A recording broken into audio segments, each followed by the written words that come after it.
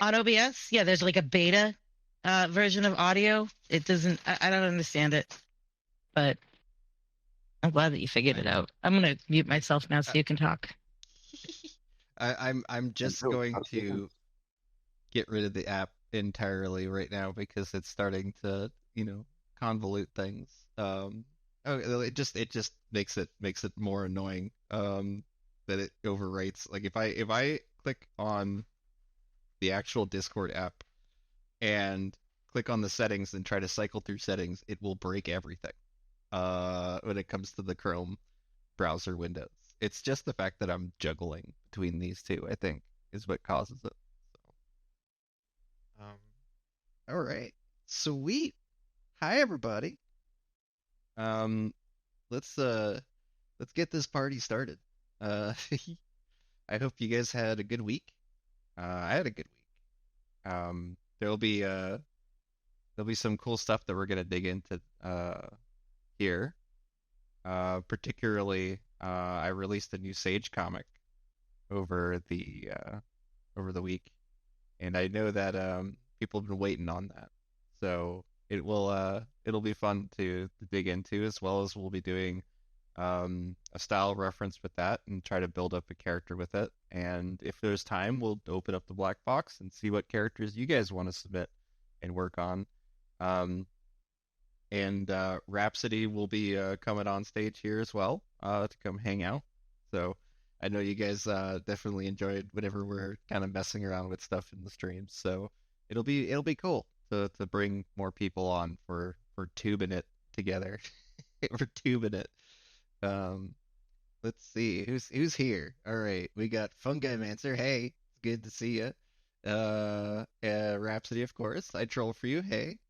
And then me plus full. Let's get this party started. Hey.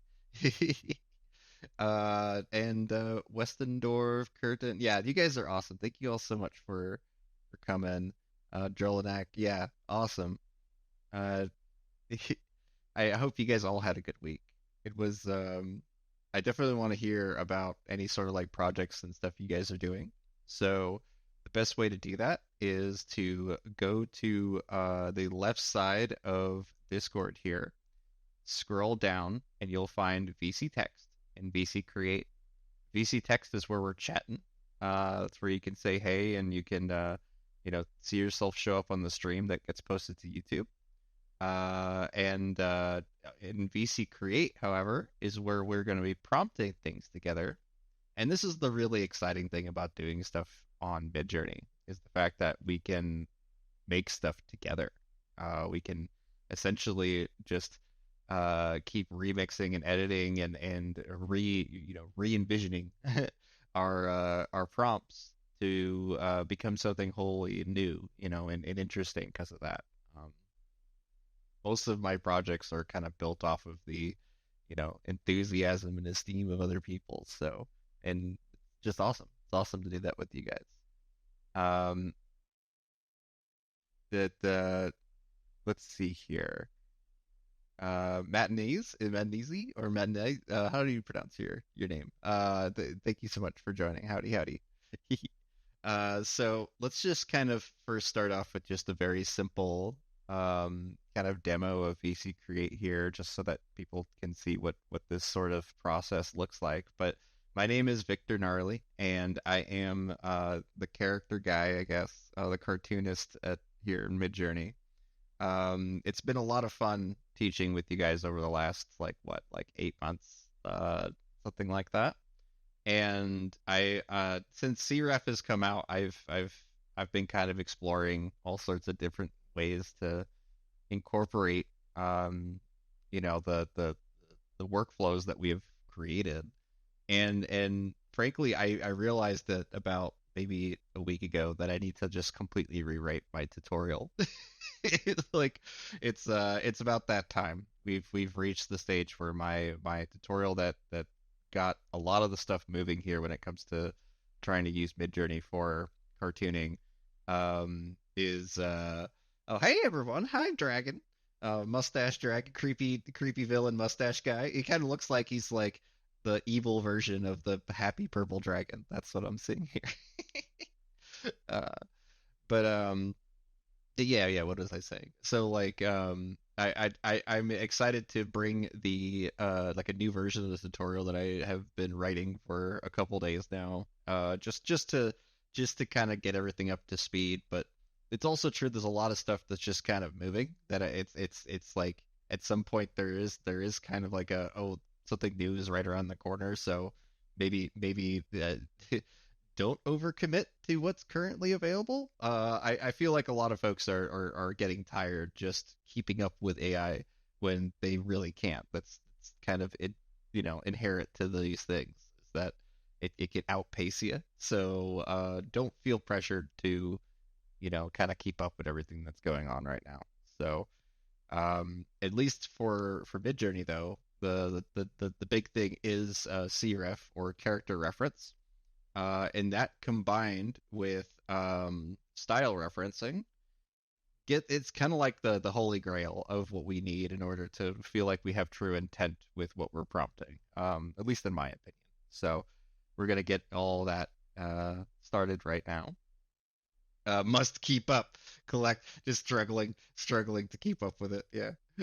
Must be a lot of work. The last tour is already so complete, but yet Midjourney moved far and fast. Oh yeah, yeah. I think the biggest thing really is that like a lot of the animation stuff that I go into doesn't really make a lot of sense to version 6, because version 6 doesn't work the same way when you hit the upscale button as it did in version 4. So I feel like that unless people are willing to work with a much older version of Midjourney in the time scale of all this stuff, then it may not be as relevant as it could be right now. So like the thing is that with like style referencing and character referencing, we it has a different approach of more found media in my experience, where I'm more often using what I find and kind of building stories around it, as opposed to where what I was doing before, which was ham fisting shots that I had a pretty good idea of what I wanted to do, and just kind of forcing it really. Like I'm way more loosey goosey with CRF now than I was with the character injection methods that I had before. So I had to redo my workflow 6 times since Christmas. Right. Yeah, it's been nuts in that regard.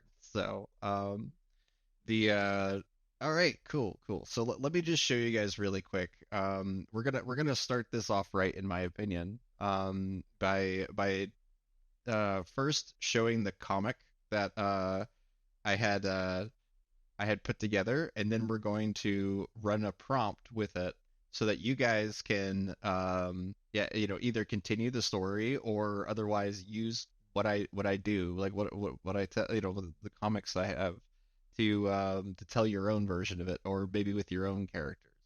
So it's good to see these happy. Hello, everyone. Everyone's got an evil mustache. Why does everyone have an evil mustache? Like it's very Rocky and Bullwinkle of y'all. I appreciate that. Um, okay, cool. So let's first bring up the Sage comic that I had done this week, so that you guys are familiar with at least the kind of stuff I'm going to be aiming for today. If you don't mind, Kinky, linking the black box, because I'll basically get that started first while I'm loading this up. Um, the black box is how you can submit original characters to the stream. It's going to ask you a couple questions about the character, in order for me to get an idea of, like, are we talking about a good guy, a bad guy, like that kind of stuff. And it all involves an interview with a duck. So answer the questions as your character interacting with interacting with a duck, and then we'll know everything we need to know about your character in order to really flesh it out in a way um that's functional, or at least that makes sense for what we're doing. So feel free to submit to that, and I am for now going to load up this week's comic. Um, let's go ahead and drag that over here, and I will link to the actual comic here as well. So first I'll post this here and jump us back over to the set here. Okay. So this is page 1 of the comic. And I'll give you guys some time to so should we submit characters to the black box rather than the chaos portal? Okay, so the chaos portal is a new thing that I'll be getting into here in a minute. The black box is really just meant for people during the stream and stuff like that, like if you're just messing with stuff, but we'll get into my personal Discord stuff here in a bit. The chaos portal is how we're submitting stuff to a fantasy series, but also just collaborative stuff. I'll get into all that in a minute. I appreciate you clarifying that though. It says so at the top of the form.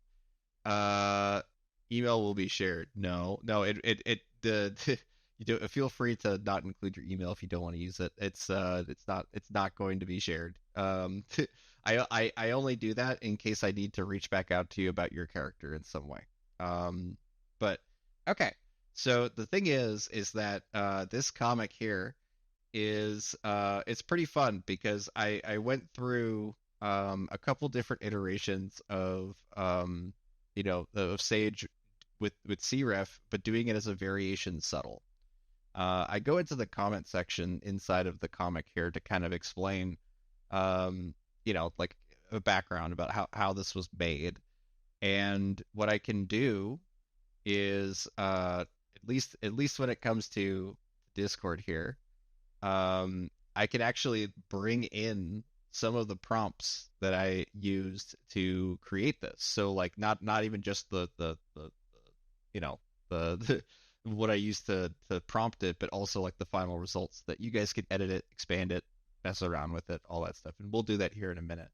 But I was mostly aiming to go for a one. This is probably the most consistent and also most positive reception that I've ever gotten on one of my comics. I have never gotten this little frustration from people, and I feel like a lot of it is people not seeing obvious signs AI in it. Especially with page 2, which I'll open up here. It'll let me. There we go. Page 2, I mean, it even impressed a couple of the people that that I work with that are more like consulting gigs, where like they don't actually use AI themselves. They just want to get some advice and whatnot. They were pretty blown away with this comic, I'll be honest.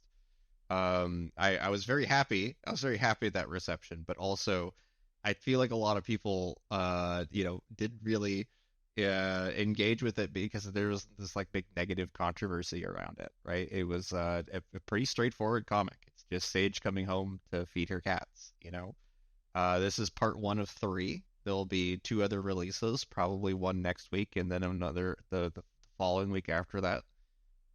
It takes me quite a while to make these comics, keep in mind. It's not something I can do very quickly. And it's all because I do have a script. I do have a plot that expands like multiple years. Like it's gonna be a while until we finish the Sage series. But what I really do like about the results here is that it's all based off of a previous comic of mine. If I now grab where's that darn window? Back on this one. Okay. So the previous comic that I had released was significantly older, like to the point where Sage does not look like herself in it. But I used it as a style reference, and you know what? You could see it in the comments there if you. I don't really need to show that one just yet. But what we can do is we can use this comic that we have here now as the style reference for what we're going to be doing next, which is collaborating with this. So what we do is we hit copy image address for this comic, okay? And then I'm going to, inside of VC Create, I'll bring this window up a little bit. There we go. Inside of VC Create here, I am just going to say, let's just say it's a webcomic. and we can describe it,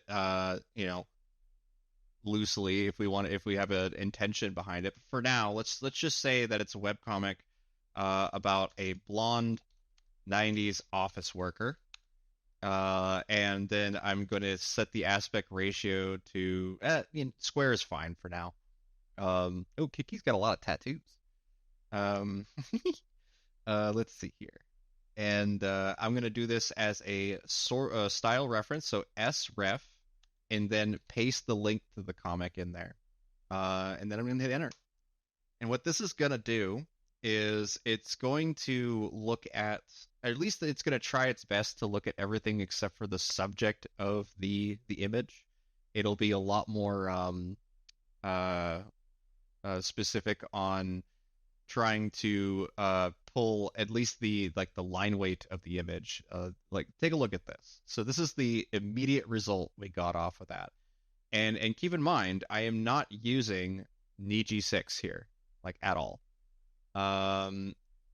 These results are because it's looking entirely at the style reference and going, oh, okay, yeah, I'm not going to give you any more realism. I'm not going to give you any more, puppetry or anything like that.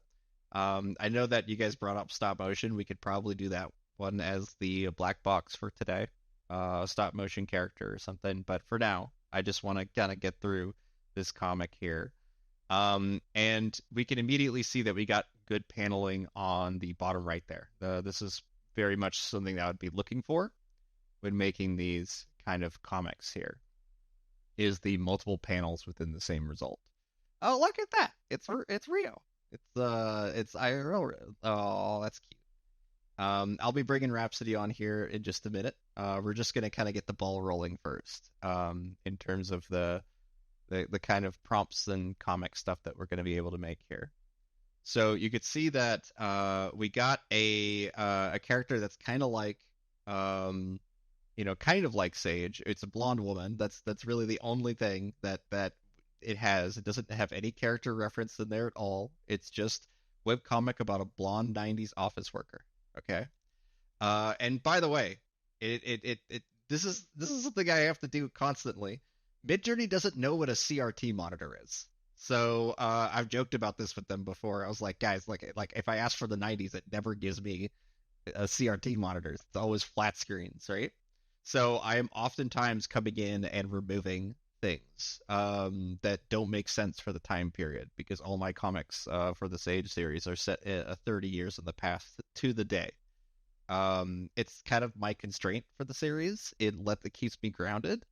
And it also, like, because you can do whatever you want. You let your imagination go nuts when it comes to trying to do storytelling with AI. But for me, setting it in the 90s really helps. Really helps keep it going for me. MJ lives in an alternative timeline. Yeah. I am playing around with that idea a little bit, by the way. There is some funniness that's going to be happening inside the Tumbling Up series here soon. But for now, I wanted to mostly show you that if we simply zoom out with a style reference still set for the comic that we had released this week, that is going to essentially just kind of keep repeating the same. Look at this, about a humanoid dragon with a mustache as a normal office worker. Yay! I like these. I like, yes, and you guys can just keep going ham when it comes to starting to introduce comic panels into your prompts, because you're going to immediately notice that as soon as it recognizes that there is a comic panel, it'll try to encourage more panels, and there are ways that we can exaggerate that effect, like to bring even more panels in there, or to make them more interesting or more random or more consistent. There's all sorts of parameters that you can actively use and predict to bring you there. So I would say that out of all the zoom outs, you see that we got someone that is mostly functional for what we want to do. But Sage wears like a dark pair of kind of like a pantsuit leg, right?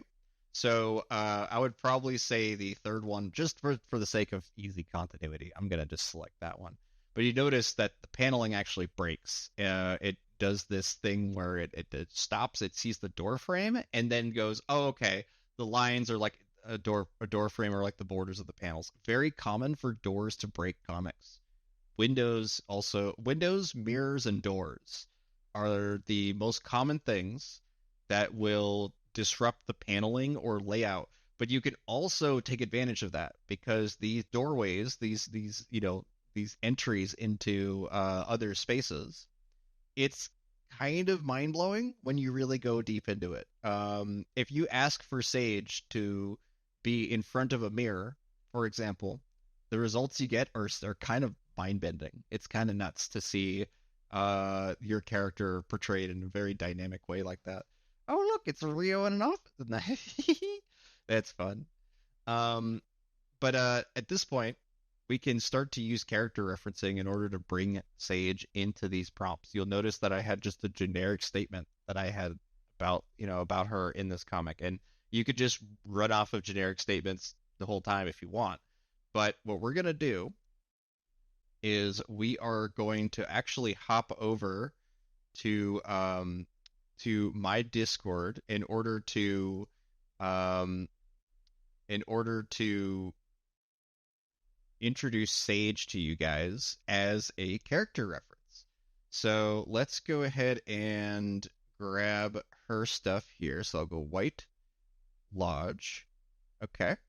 So now we will just scroll on up until I find Sage here because I forgot to grab a link for her. I was working on her, Michael and her talking on the phone. I wanna get some comics outside of the office space. So here we go. This is the official character reference for Sage. This is the only thing you need now in order to create a like basically all the parts for Sage. There is a full turnaround version of this that I will be posting later, but for now this will be just fine.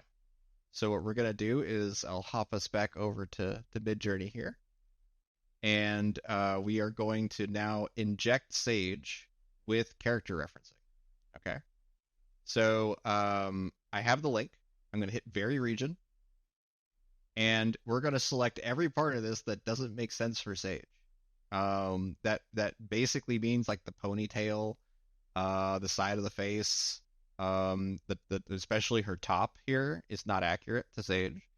As a character, she wears a white buttoned-up shirt and black tie, and it is a it you get really close back in the day when we were just saying, okay, that's what I want, shirt, tie, da da da da, but you're also heavily limiting the results by prompting for those specific things. So now we don't have to worry about limiting our results in that way, and I can just write --CREF and then paste the image that we had of Sage here. Okay. Webcomic about a 90s blonde office worker, CREF, the link, and then we still have the style reference as well in here, and then I'll hit submit. And you'll notice that everything I'm doing here, I am doing outside of Niji6, which if you're not familiar with it, Niji6 is the anime data set of Midjourney, and it helps us kind of more easily get results that we would be expecting if we want to do, drawn or anime style or anything like that. But it also means that there are certain things that I find myself jumping to version 6 to solve. Maybe kind of an awkward angle of something, or I need someone to hold on to something. I will oftentimes jump to V6 and kind of break the Niji world a little bit and do that. So you could see here that I didn't grab all of this woman and say replace the whole thing as Sage, because I want to be able to keep the composition as close as I can. And you'll notice that it's not perfect. It gets us closer, but each time we do this, we need to basically carve out Sage from this image until we get something that we can use or recognize as her. And this is also how you bring in other characters as well. So I have another character named Vicky that's based off of me that that basically I just have to switch to the link, the character reference link there, and it will let us be able to uh what sorry, I kind of lost my train of thought there. It'll let us be able to uh, uh, inject a separate person into the frame as opposed to just Sage here. But for now, we are going to finish off the chunks of this that were wrong. So like the ponytails, all that stuff. I'm going to select the full profile here so that you guys can see what happens when you're kind of trying to get the back of a head, but your character reference as is just set at the default here. She should be kind of doing a little bit of a uh, exorcist a little bit. Her head should be kind of a little too close, a little too forward to the audience, um, because character referencing is so strict. It'll sometimes break the composition just to force your character into the frame. Um, you're going to eventually want to build a full character sheet in order to what is it? In order to see your character from every angle, so that you can accurately inject them into certain scenes and shots. Okay, so let's take a look here. Now that we have Sage's face put in there, you could see that the face is, yes, it's pitched a little bit towards the person on the third one, but all of the results are a little awkward, right? They're all kind of pitched towards the audience, and it's because the character reference, right? This image that's here, if I click it here, look at the way she's looking at the audience, basically, right? So when it comes to trying to produce an image like this where we want her looking away from camera, we will actually need to build a sheet for her, a full turnaround sheet that shows the backside, quarter side, that kind of thing. So we're gonna get into that here in a bit. I'm going to bring Rhapsody on the stage when as we do that, but I'm going to basically have this comic available for you guys to mess with while we are kind of chatting and hanging out today. So to do that, I am going to now grab some of the prompts that we have. And you can see that Rhapsody's already throwing Rio into the office space by selecting one of the panels and then using her character art instead of Sage's to make these characters like talking to each other in the same room, that kind of thing. So what I'm going to do, though, is hop us over to my Discord really quick. And I am going to grab some of the prompts that I used to make this comic. There's a couple of goofy ones as well. But what I'm going to do is I will use this little envelope emoji here on my prompts that I have. And what that's going to do is it's going to send your prompt to a private message, which gives you like the seed for it. So I'm going to do this on a couple of them. Probably just these. Let's just do these two for now. And I did get this was one blooper that I got from one of the comics, and I just love her face getting hit by the shoe there. It's so stupid and goofy. Thank you for linking Movie Machine Kiki. I appreciate that. But what we're gonna do is we grab the job ID from it. So if you have a prompt that you're currently working on in a private server, or you've been DMing the bot or something like that, you can now let's go ahead and grab Midjourney here. We're inside of VC Create, as you can see, and I'm going to just type /show, and that lets us paste the ID in there. And now you guys are welcome to remix one of the actual comic panels from the comic here. So you can come in and basically, let's just select this one, go to Vary Region, and we can put another character inside the top panel here, and then they'll all interact with each other as we zoom out. So we can just kind of select up to here, and then inside of the character referencing here, let's say right here, I have another character. Let's do Vicky, just so you guys can see. But you're welcome to put any character you want in here.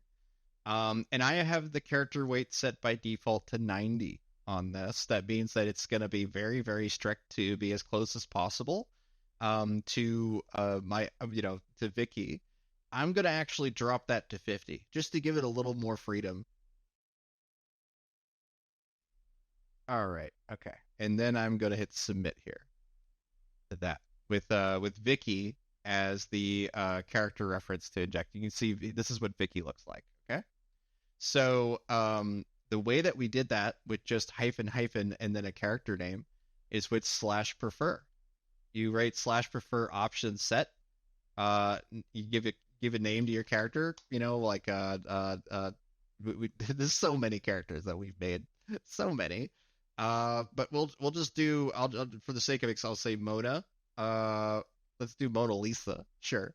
And then you would have inside of the value is the URLs that make up your character. Okay. You could have one URL. You could have multiple URLs. It really just depends on the results that you're getting, what if you like them or not. And then you save that, and then that way you can easily recall your characters at any time. Just as long as it's on your account, it'll be saved there. So if you notice, there's Vicky. Being a bit of a spaz. That's the character. So I'm happy to see the results are just as spazzy. So if I up-res any of these, I can easily just zoom out, and it'll always repeat with Vicky if I zoom out because the character reference includes her. But if I hit custom zoom, and then I remove the character referencing entirely, including the character weight, you have to make sure --CW is removed. If I submit that instead with the zoom out, it's going to essentially try to imagine these two characters plus Sage's cats in the same room together, trying to make them all kind of mingle and chat. That's because it says multiple comic panels inside of the prompt, and you could just change the prompt as you need in order to kind of change up the scenario. And we will drop the styles in order to make the results more diverse or interesting. Because right now, especially with character referencing on as you zoom out, your results are very derivative. Like they're very much okay. Yes, we're gonna get a bunch of Vickies because that's all that's inside the character. It's all that's inside the prompt is this character reference here. But if I now say, remove the character reference, suddenly the results are far more interesting and far goofier, including Vicky having a tail, and Vicky getting spooked by the cats. Like these are completely unexpected results that we get off of this stuff. And it happens because we are look it's her swatting out the cat. Yeah, so there's a lot of fun stuff you can do by just expanding on comic prompts. Yeah. So have fun with that. There's a couple of different things. If I just now I'll grab this here. Come into copy message link, and then I'll post this inside of VC text so that you guys all have a direct link to that comic. At least that comic prompt, that you could easily edit it, remix it, do whatever you want. Okay. In fact, I should probably link this one. That one makes more sense. So let's copy message link. And it's going to get angry at me about this. There we go. New link is up. Okay. Alrighty. At this point, let's go ahead and bring Rhapsody. That link for her. What?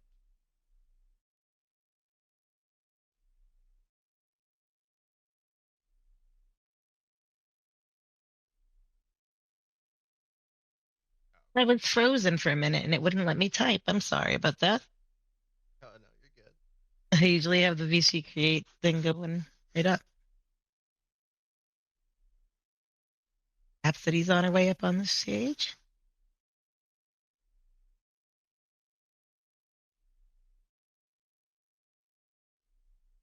Works.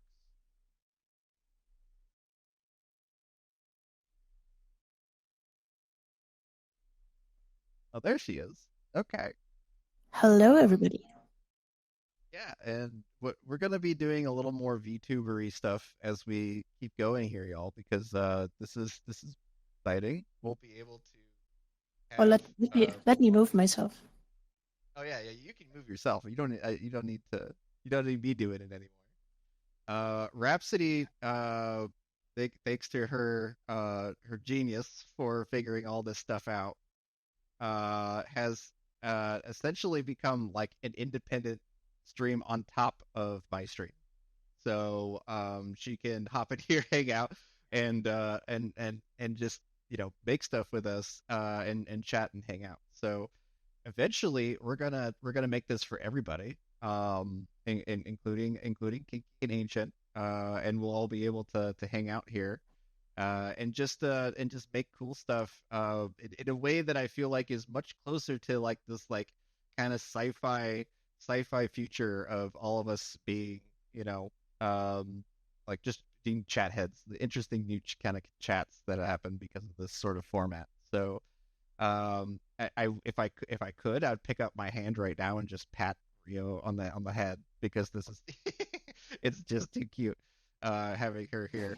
Yeah, it's acting like a little moth. Yeah, exactly. Um, but at this point, I need to ask, how are you doing today, Rhapsody?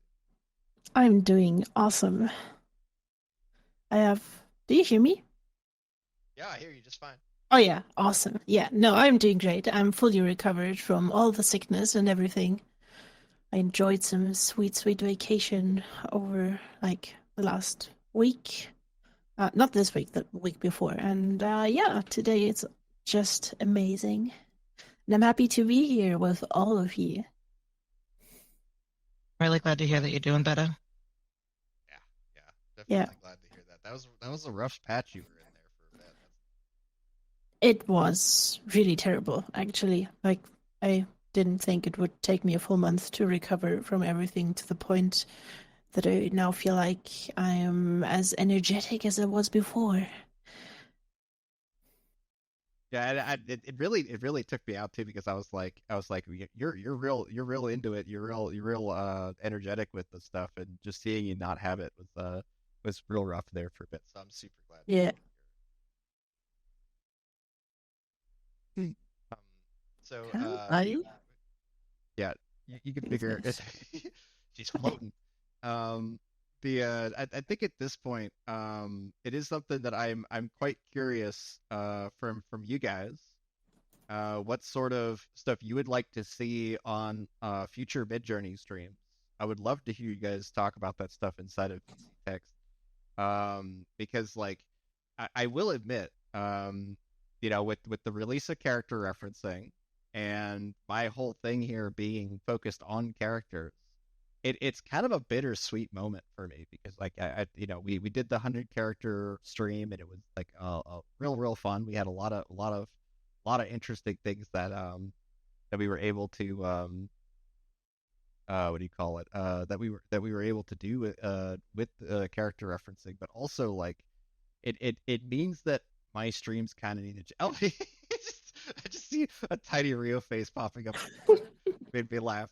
Um, the yeah, so I will say that it is one of those things where I want to hear from you guys. What do you want to see this stream turn into? Because we can do a lot with character referencing, but we can't do everything. We really can't like, whether it's build VTuber characters or it's having just a robust character sheet that's not going to come from character referencing on its own. So we're probably going to build one for Sage today so that you guys can see what that looks like.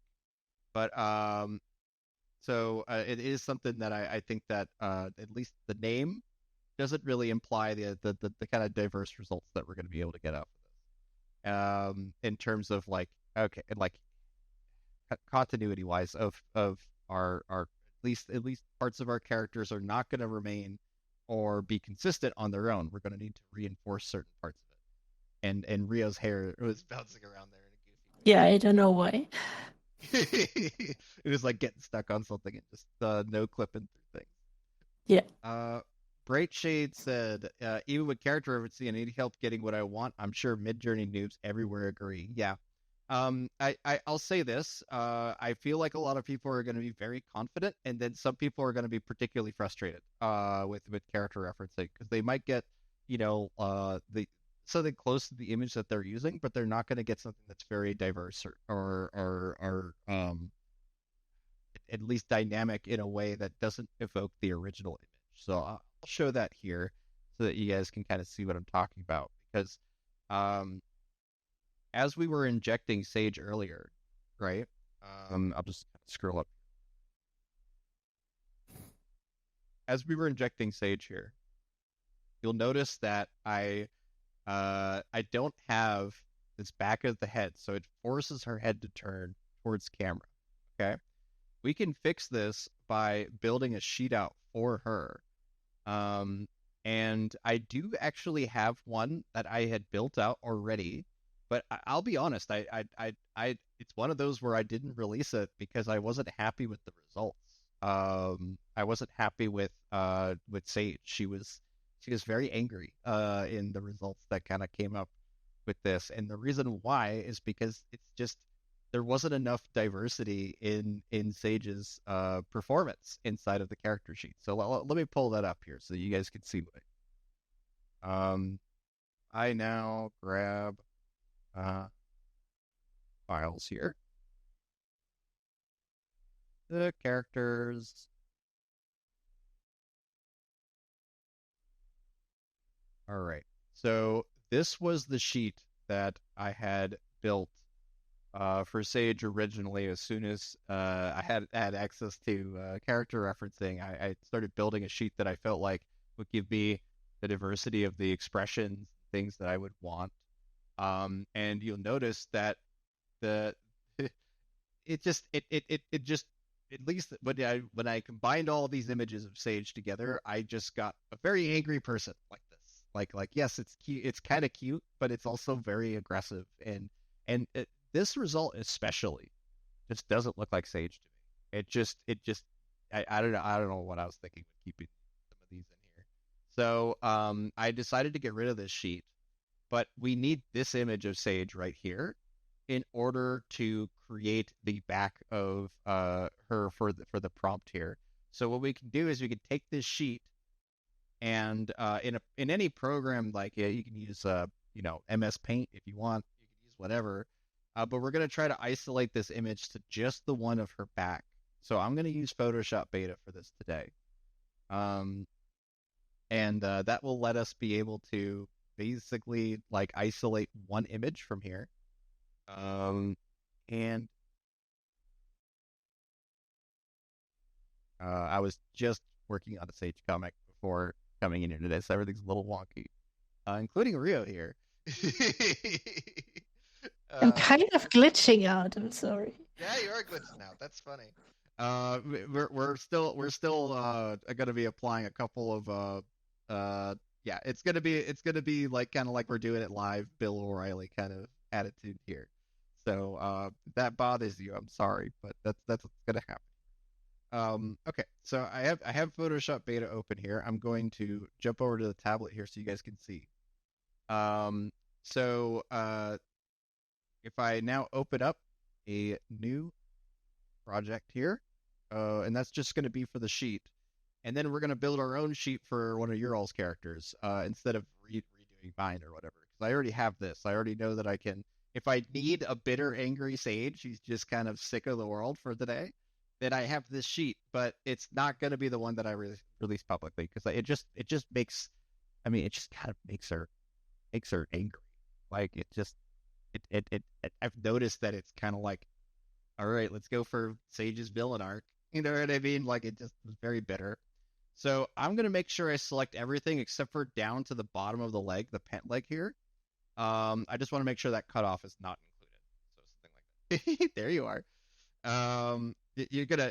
We're going to get right out of here in like 2 seconds. So let's see.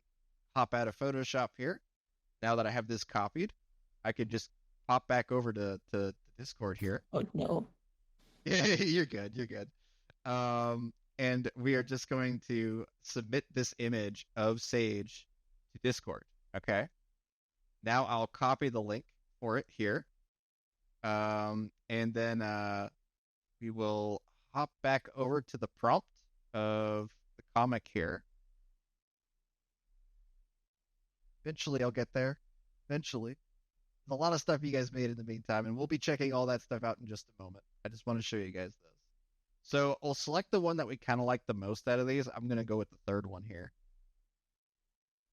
Oh. Yeah, that's the one thing. When I change cameras, our reel will not change. So it is kind of funny that she has to manually, like, catch up, like, move along with it. So it is kind of fun. And I'm not very good at it yet. All right, so what we're going to do is we have this new link, right? We're going to replace the character reference with the one with just Sage, say the back of Sage's head, okay? And then I will now select everything where I imagine we would see the back of her head. So, like, let's select up here. This middle one's actually pretty decent. We really don't need to do anything for that, but this one is completely wrong. And we want to make sure we include a little bit of the hair so that we, we make sure the character remains there. If it's most likely going to delete it if we just highlight the entire character. So we do it in chunks. We basically try to keep the characters in here partially so that we can then, finish the rest of the character with a separate prompt or a separate, derivative of that. So at this point, whatever you guys are doing, it's definitely pretty interesting. I don't know what this is, but girl with the fishbowl. Let's see. Pretty woman sitting with her legs crossed, fishbowl, pink and orange palette, pulp art. Okay. And this one is by Bloodless Design. Hey. And that's a fun name for your little robot, robot production company, by the way. Bloodless Design. I like it. Okay. So now look at this. Even though we had a little bit of diversity that showed up here from the back to the heads here, the first one is kind of on the money when it comes to what I was aiming for with it. So you see here now we have the back of her head not facing the camera. Okay. And now we can just focus on another character or get, whoever that she wants to be talking to here. So let's go ahead and just throw Vicky in there so that we've already done Vicky once so that you guys know who she is. But Vicky, on the other hand, I think should probably let's just do this here. I'm not going to worry about the details too much. I'm mostly doing this for demo for you all so that you can see that when we have a separate character, we're able to just quickly inject them in there and be able to see them interacting and talking with each other. If we actually give direction for the characters at this point, we can get them to do specific things too. So, like if we needed, Vicky to have a shocked or gasping reaction or whatever we want, we could just change the prompt to include that and hope for the best when it comes to, getting that reaction. Or we can go through our character sheet and actually find the reaction that we want to include. So a lot of these are going to be kind of a mixed bag for Vicky, honestly. But we just find, like, say we wanted more of like a, like this is a little more subtle smile kind of face, then I can just use this image alone as the character reference. Hey, I troll for you, adding his mustache dragon to the scene here by panning over. So by panning over, switching the character reference, boom, you now have that. Well, how's the inside of Victor's ear look? I know, right? Yeah, it's I have these big Dutch ears, so she could probably see from like the other side of the room. She could probably see from the other side of the room inside my head. So yeah. Let's see here. You can see though that as I injected Vicky in there, we got It's a lot of chaos in there. Lots of chaos. Yes. Oh yes. But there we go. Now Vicky is in there for the most part with her kind of spastic, loose hair and stuff like that, all being represented. That's awesome. And essentially, what we need to do from here is let you guys just kind of go nuts with this because I want to see what sort of comics you guys are able to build off of, these existing characters here. And I'm going to submit Sage to the Chaos Portal so that you guys can do that. Yeah, But I want to see some crazy office stories. right, yeah, I want to see a bunch of water cooler shenanigans happening. That's what I want to see. I'm a Also, big fan of yeah. What? oh, Fungimancer is writing. I'm still trying to figure out while building character sheets the amount of balance of details that can be applied to keep a good consistency. Like, obviously, if I have mushrooms growing on my shoulders, it won't be the same every time, for example. Right. And I appreciate you reading that comment. At least when it comes to certain randomness that CREF will just introduce, it's really hard to lock in patterns, particularly. Even like faces and things will have diversity applied to them that you are not going to expect if you use character referencing. We can doubly reinforce by doing a image injection on top of the character reference. So if we kind of double back here real quick to the prompt where you see that I have, the back of Sage's head here. If I go back to that prompt and then hit variation subtle again, what I'm going to do is I'm going to take the character reference that we have for Sage, it's just the back of her head, and we're going to also copy that link and post it inside of the prompt itself. So we have the image of the back of her head inside of the prompt, blending with the text prompt, right? And then the character reference on top of that. And what that's going to do is it's going to be a little bit more literal with the results. What we should see is less of the kind of like back of the head being missing, or mostly with like a darker haired, short haired man. That should go away if we use this method of basically injecting directly into the prompt here. But it could also create like a superimposition of the hair that it basically deletes everything. Like, and that looks like what's happening here. So if you notice, uh, basically what I'm saying is getting it's a little bit of a shoot at the hip here, guys. I apologize, but you'll notice it completely deleted the head here, right? So that's it. Just basically going, okay, all right. I didn't know what you wanted here. I don't know what's going on. It's just not able to figure out what I want. So let's try to reinforce that image that's inside of the prompt by going image weight of 3. And this is basically me trying to force whatever's inside of my image reference to be very literal. So like the way her hair is flowing over her shoulder and stuff here is what I'm expecting to see by maximizing the character weight. The image weight. Even if it breaks the world or the aesthetic of the world, it's going to do it, or at least try to do it. So we'll see if that works. Look, it's 3 up. Yeah. For example, I have the same kind of problem with CREF. Round glasses are really hard. Yeah, they're really So I hard. always need to in-paint and correct them. Yeah, and there will be times when you don't even use CREF, like that'd be relying on some of the older methods that we had before.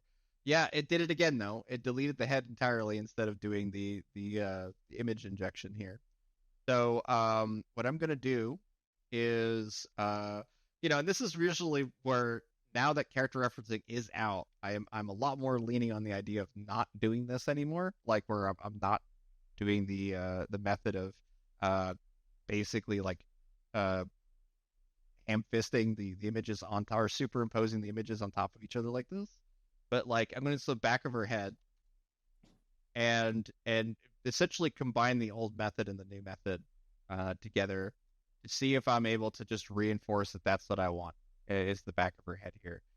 We can also delete the style reference from the prompt, which is pretty common if we want to, basically not have any influence from our style reference at all. So it's like it only looks at the image that we currently have as opposed to what we're telling it to reference from. There are scenarios where that makes sense too.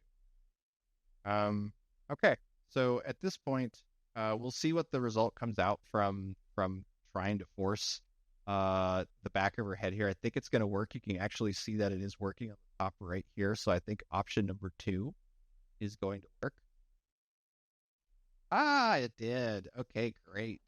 So this is a kind of at least an important distinction to show the difference here of at least the between character referencing and the image injection method that we had.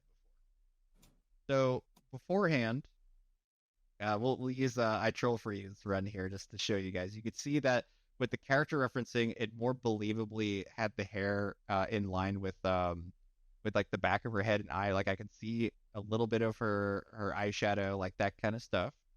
And it kept that relatively consistent on all the panels. Like that we had two of the back of the heads were the wrong character entirely, but we had at least one result that was good. But when we do it as an image injection, it completely overrode the kind of area that's here, and that's why they kept deleting the heads. It's because like it doesn't follow the same rules. It just we're basically forcing these two images on top of each other by including the image at the front of the prompt like that. Um, this is just a way to ham fist it. Like if you get really stuck somehow, that's a way you can like really reinforce it. And let's check out this expansion here from Rhapsody. Okay, cool. Yeah, and just basically expanding out and checking out what you can do with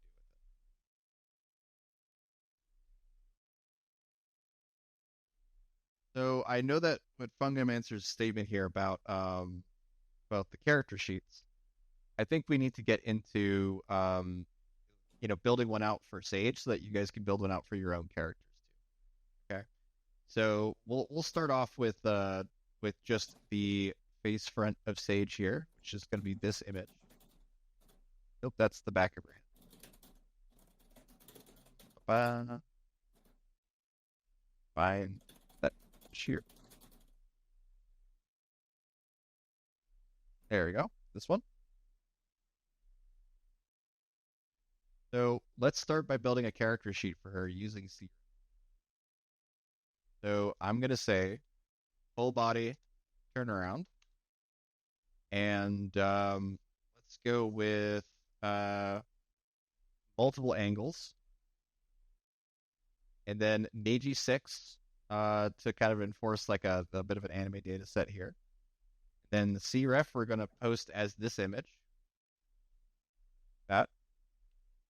And then I'll hit the aspect ratio to 3:2. That's going to widen the image. And we'll see how that comes out. Have you done a lot of character sheets outside of Rio or anything, Rhapsody? Some of them. Like I have a red-haired sword fighter named Goody, which is pretty complete. I'm doing a assassin right now and several other little characters. But yeah, mostly I experiment with Rios just because I know her prompt, like her text prompt, is extremely stable. And all the CREF and SREF changes over the last few months, yeah, brought me to adjust my workflow and how I interact with Midjourney a lot. So I did most things with Raya just to see all the differences and have kind of a methodical, almost scientific approach to learning how to deal with all the tools in the right way. Yeah, and it's important to have a relationship with your character to know that, to see what the differences Yeah. are, and go like, oh, okay, yeah, my character keeps having a chiseled face when they're round faced. Why is it doing this? And like, that kind of thing. I think a lot of people are willing to look over those things because they don't know their characters well, but they're just kind of like, okay, let's I'm happy with whatever Midjourney gives me. As you get more into this, you're going to be, at least you should be, more strict about that stuff as you keep going. For instance, for the results that we got of Sage here, because the character weight is set at default, which is 100, it's very reliable. It's very much what I expect Sage to look like. I think the top left one's probably the best out of these. We're basically going to see what the initial default results are, and then start dropping the character weight to see what sort of diversity is good versus what breaks our character or makes it no longer look like them. But Tugsy said, I am a newbie. I missed how to do this. Could you tell me again how to save characters as multiple reference photos and name it like a variable or an array of images? Okay, yeah, sure. Happy to do that. So once you have your character sheet, right, your character from multiple different angles, you're going to open it up in a program like Photoshop or MS Paint or whatever, because you're going to want to have basically each on a single sheet, and then copy and paste each pose to be a link inside of Discord. Midjourney will actually create a new link for you once you submit it to Midjourney as a prompt, and you can just use that link from that point onward. If you use Discord links, they do expire eventually. So we will come into here, select this pose, for example. Make sure that we, don't include any kind of like cutoffs and things. I would much rather just have it be a flat bottom to the image here. And we copy that and then bring it back over to Discord, and we just start pasting the images. And what you're eventually going to have is a bunch of images as a single message inside of Discord here like this. Okay? I'm just going to post these two as an example here. And then you take these links for the images here, and then you just either run them as a prompt in Midjourney. So we'll take these two really quick, and then combine it with the this is like kind of like a screwball. Like this is her going, oh, he's crazy, screwball. That's the reaction I'm getting off of this one. So keep in mind, I drew these too. Like I drew a good chunk of these too. A lot of them I've generated at like it's all generated base, but then I drew on top of it. So like all the mouths are hand drawn, like that kind of stuff. She just came out a bit. I'll be frank, a bit too bitchy. Out of the results I got off of that. So, but now that we have all these here, I can just copy the links. So 1, 2, and 3. Okay. Submit these to Midjourney, and now these links that are being processed right now, these are good to go. You just have to hit /prefer, prefer option set, and then name your character whatever you want, and then under plus more, we include the links from Midjourney, and that's it. You just hit enter, and that's going to be your character name, and they're going to be saved in there from that point on. You'll be able to recall them by just hitting /imagine and then --, and then whatever you named it. So I already have this version of Sage saved as Sage work, which I will be getting rid of. I'll actually be replacing all these image links eventually. But that lets me quickly get that array of links and go for it from there. Thank you for giving the code version of it. That helps bypass my rambling super hard. I really appreciate that. Oh, good.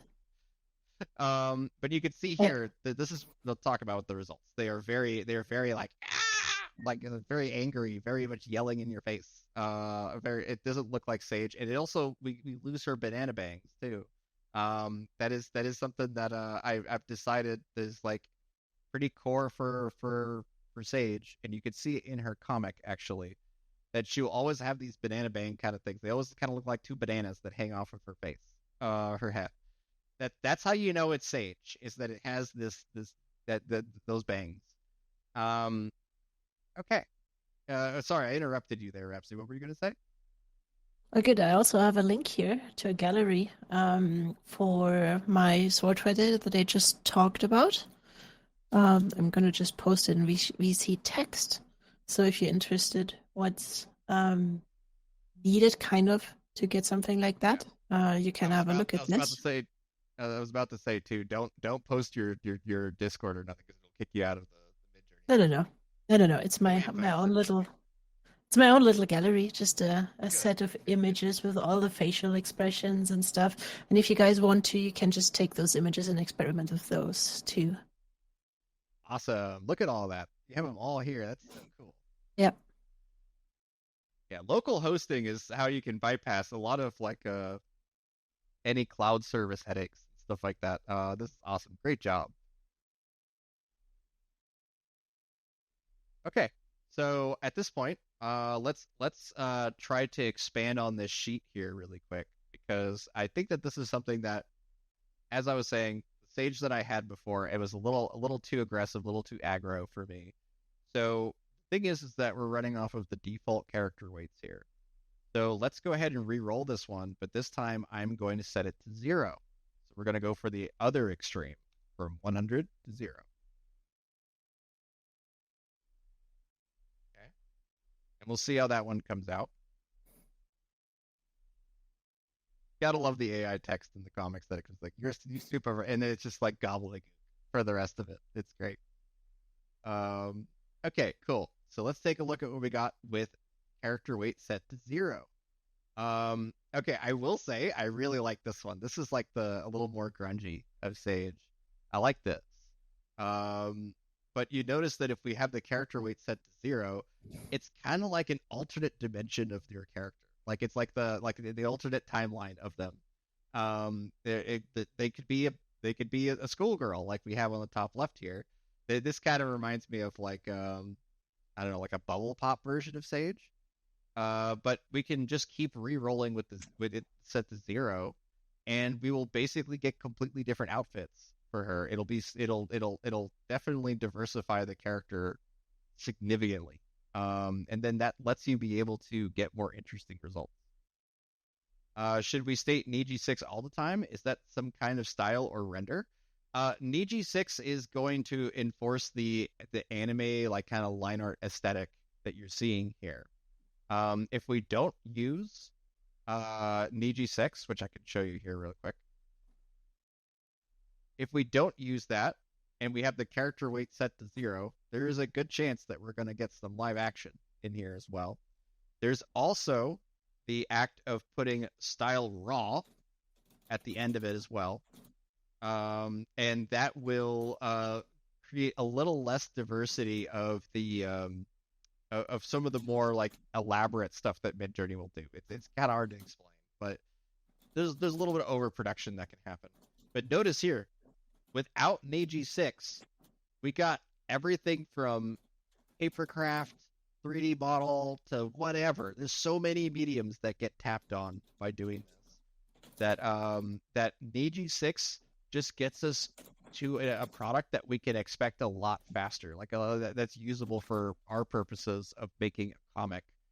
And you notice that if we keep re-rolling, we'll get some really interesting results, but we also kind of figure out what CREF is really doing here. Look at the third one here. This one may seem like gobbledygook to you guys, but it really shows you what's happening when it comes to the balancing of what character referencing it's doing. It's looking for the head and then ham-fisting Sage into there. And because the character references or the character weight is set to 0, it's allowing for the diversity in the rest of the image. Okay. So very cool to see that. I really like this result. Oh yeah, that's amazing. That looks like 100% what I would want for a 90s relaxed weekend Sage. So let's keep it. Let's keep rolling with it. But I'm going to first zoom out, and we're going to see what this kind of comes out. We need to correct a couple things with the hair, like she has a bit of a bun on the top here. But I want to zoom out first and see what we get. And there's a couple other ones that we can lean on, but we can even start to reinforce what we want to do with the character here. So, like, say we need to make a family member for Sage, right? Let's try to make a sister for her. So let's do a full body turnaround, multiple angles. I'm going to add punk rock to it. Let's give her a punk little sister, little bratty punk sister. Look at the computer's on fire. Yeah.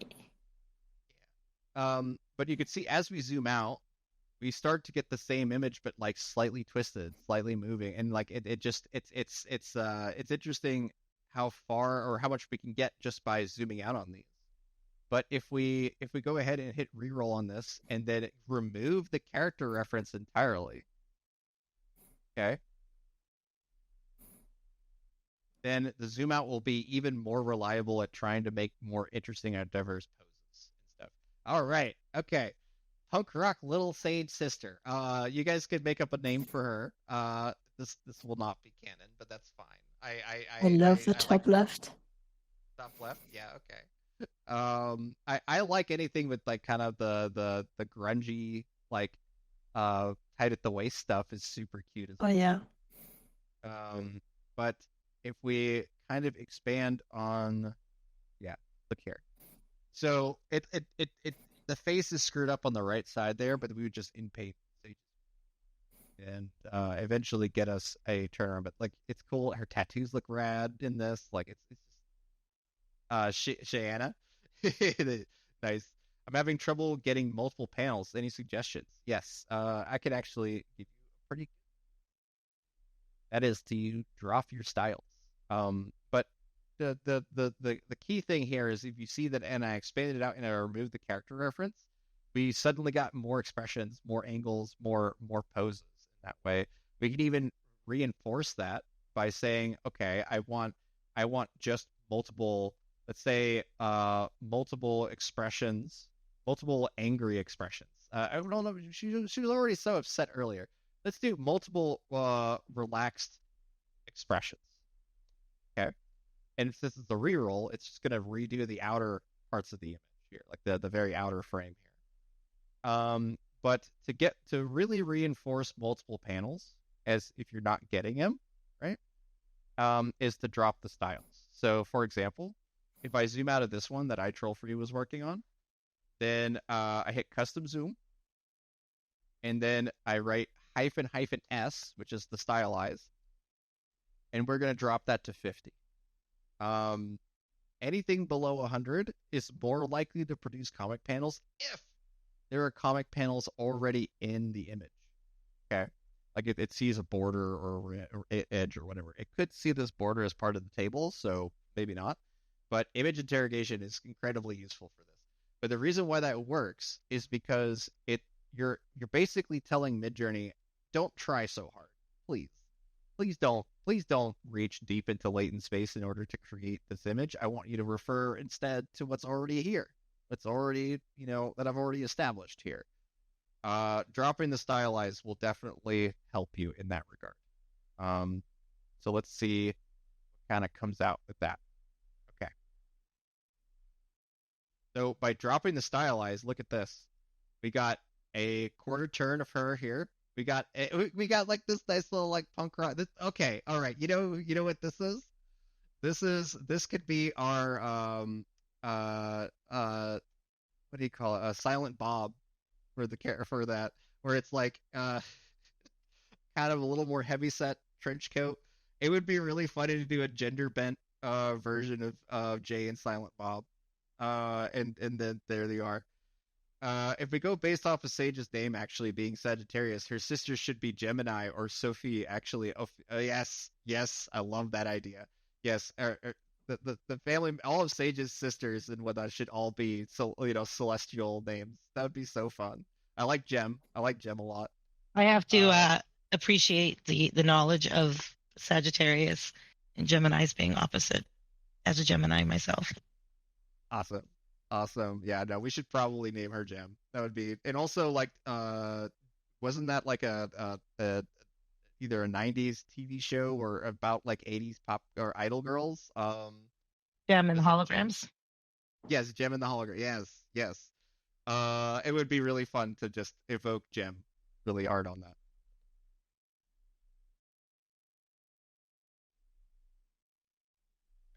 Also, Kinky, I didn't know that. I was just looking at them, and it's the easiest one to turn into a name.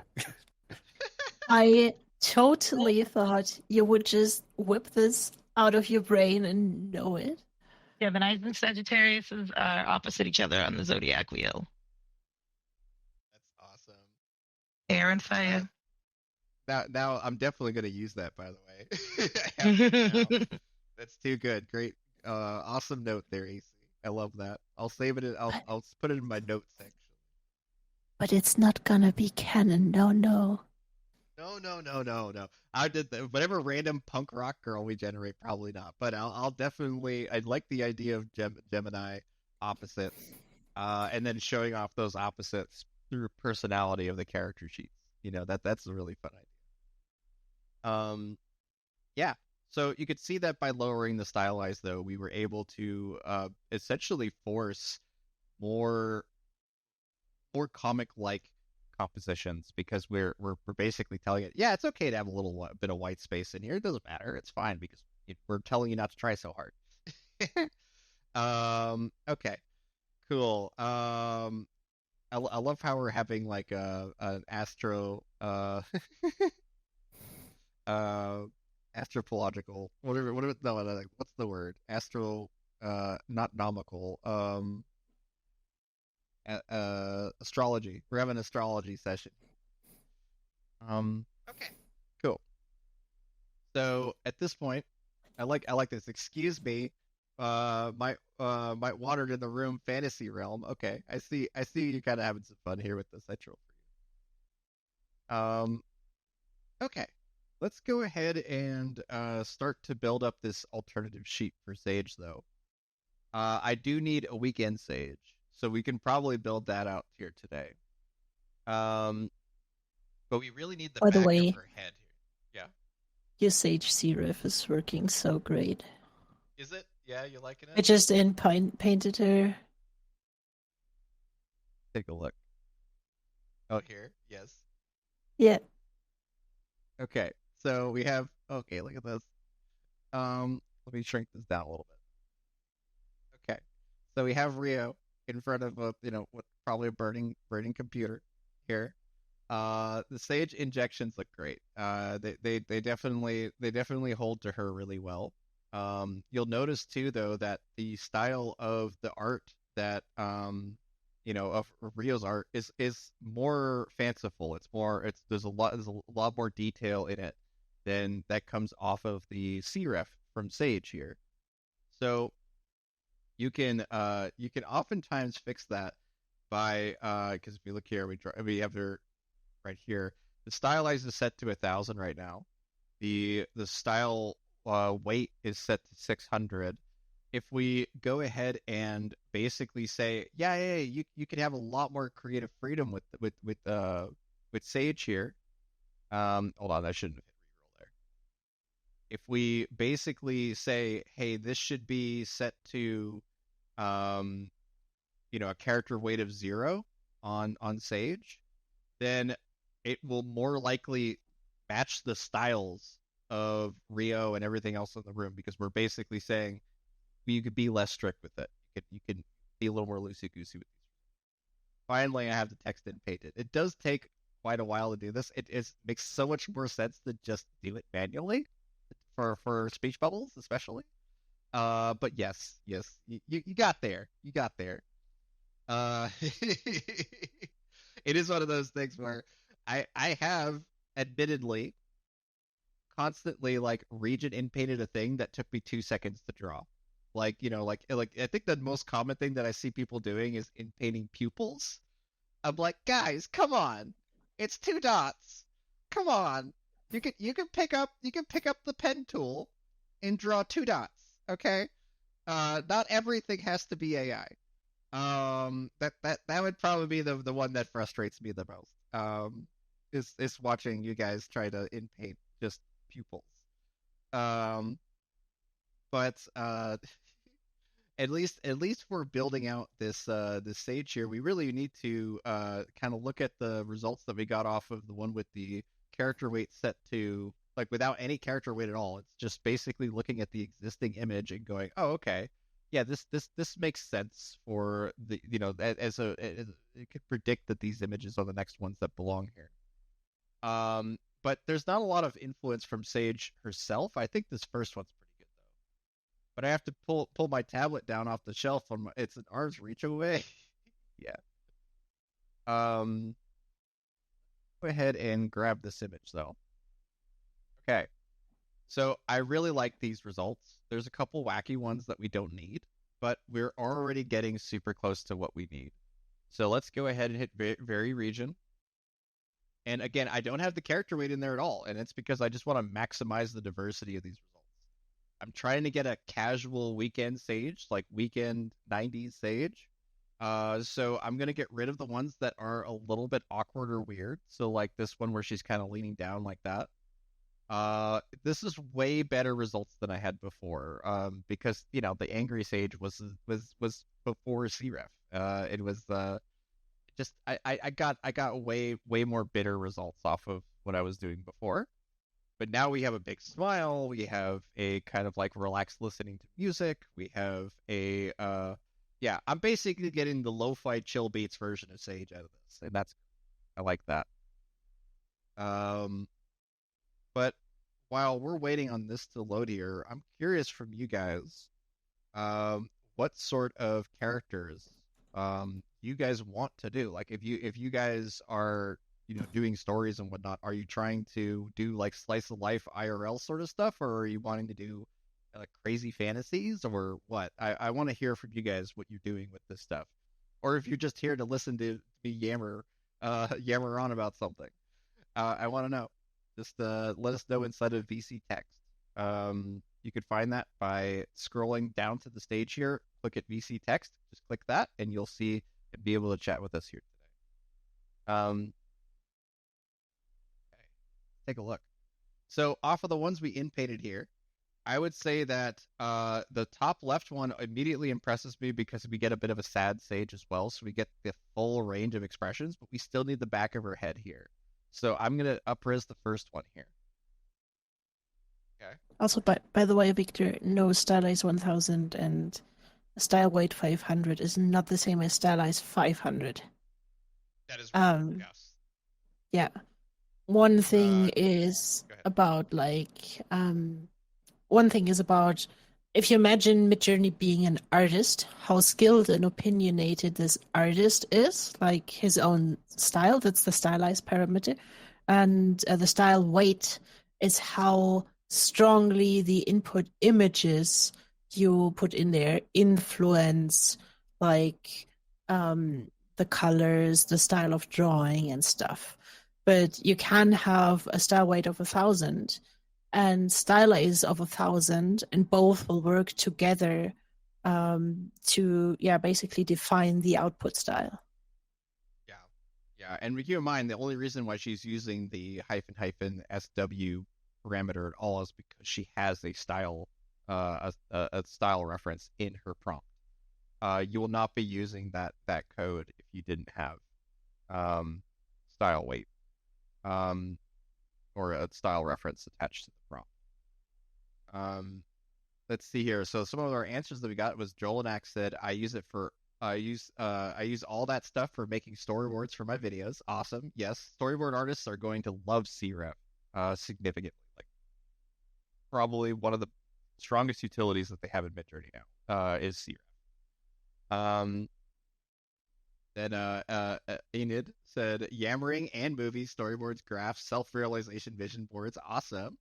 Yes, self-realization vision boards. That's interesting. So I talked to a couple of trans folks about this, where they're using Midjourney because it lets them have fun and also just kind of express themselves in their in their preferred gender. And that's the thing, like, gender affirming like art therapy is probably going to be something that you can use AI to do very efficiently. And I really do think that there might be some interesting avenues to explore for that. And when you say vision board, that's what I think of. It's like, all right, this is kind of what I want to. It's actually I was doing that for a friend of mine last week who was having some problems, and I think it's a great way to see yourself if you have body dysmorphia or anything like that. You know what I mean? Right. No, that's great. It is certainly true that I am I know a handful of trans folks that really just like to use Midjourney for that reason. It's a way to deal with body dysmorphia. It's really fun actually. Let's see here. Yeah, just don't / describe yourself. It can be a jerk. Yes, that is. I'm a little story to tell for this actually, Ancient. The when I introduced my wife to slash describe, I used her art by mistake to do that. And my wife's art is super cute. Okay, like it's like really like she makes all these like kind of like cute little like monster characters and things like that. But she had this little like goblin character, and it couldn't like all four of the descriptions called her art grotesque. And it was really funny just going like no, and it has no actual opinion, like it's just like just trying to explain. So like I have essentially learned that I have like images ahead of time that I show that will not show, like I if I'm showing especially another artist, if I'm showing them slash describe, I've already run it once before. It definitely doesn't pull any punches with like weight either. It's like an overweight Korean girl. Yeah. The most generous Yeah, it's been with me is calling me average. I never Yeah. tried it. I'm tempted to, but I'm also yeah, for your self-confidence, I wouldn't recommend it. It could be pretty brutal about it. It's it Outside of the art stuff, I remember one was it kept calling this girl's artwork as snaggletooth like snaggletooth bum. And I was just laughing at snaggletooth bum showing up twice in her descriptions, and she's like, I don't have a snaggletooth. A selfie of an average man, an average looking man, an average man in his 30s. Oh, gotta love it. Gotta love how brutal the machine is, man. This slash describe is mean. I've had it describe people as pudgy, washed out, average, unattractive. Oh yeah, Josh, it's pretty intense. It will definitely not hold back any punches. So like if I do this, average man in his 30s, and I set the style to 0, set the style to raw, and then we'll just work off of that. We'll just, without any like trying to get as little influence as possible off of the stylized parameters. We'll see what an average man in his 30s looks like. And he's gonna be handsome as hell. He looks like the guy from Linus Tech Tips on the bottom right. Apparently according to the scribe, I'm a law student. You're a law student? Yeah. That could be a compliment or an insult, depending on your perspective.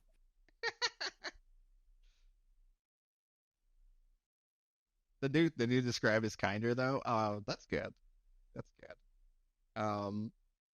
I haven't actually run my own face.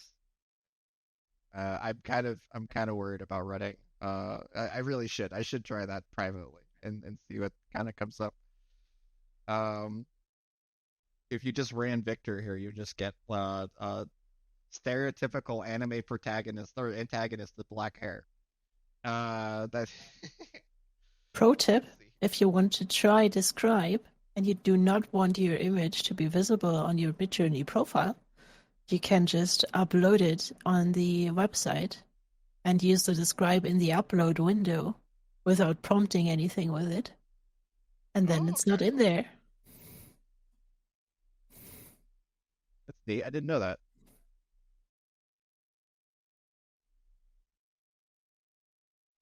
So let's take a look at what I Troll For You did here with the expansion of showing Sage showing up on the right here. You could see that funny webcomic of a dragon and a girl in a normal day in the office.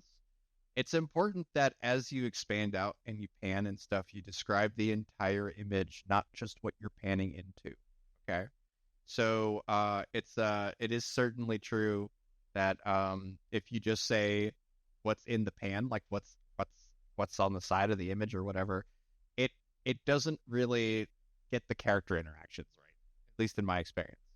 So like if I now we could replace this with Vicky or anybody we want, but let's just do this custom zoom And now I'm going to set the zoom to 1.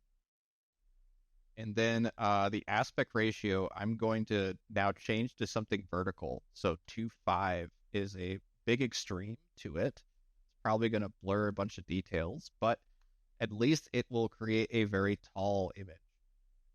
The important thing is the zoom is set to 1. And then I'm going to delete the character reference from it so that we get as much influence from what's in our canvas as we can, without, basically forcing the results to show a certain character. And then if we wanted to, we can even remove the style reference if we felt like it wasn't creating the results that we want. But for the sake of what we're doing here, let's just expand off of this. And because it says a dragon and a girl in a normal day at the office, it will try to incorporate all those aspects into the prompt or into the result here. So we'll hit submit. And we'll see what we get off of that. Okay, what? Screen grab of an anime, gack threads, black hair man with pale skin, grinning and wearing an all black suit, standing in front of a chair where his boss is sitting on it. Okay. Let's see. In the judge's chair. Okay, I don't mind being in a judge's chair. He is smirking. Yeah. While next to him, there's someone dressed as an old lady but has white skin. What? She seems No. at his evil smile. She seems angry at his evil smile in a courtroom setting. Okay. It's funny. Yeah, she's leaving. Yeah, you made Rio leave. Good job with that.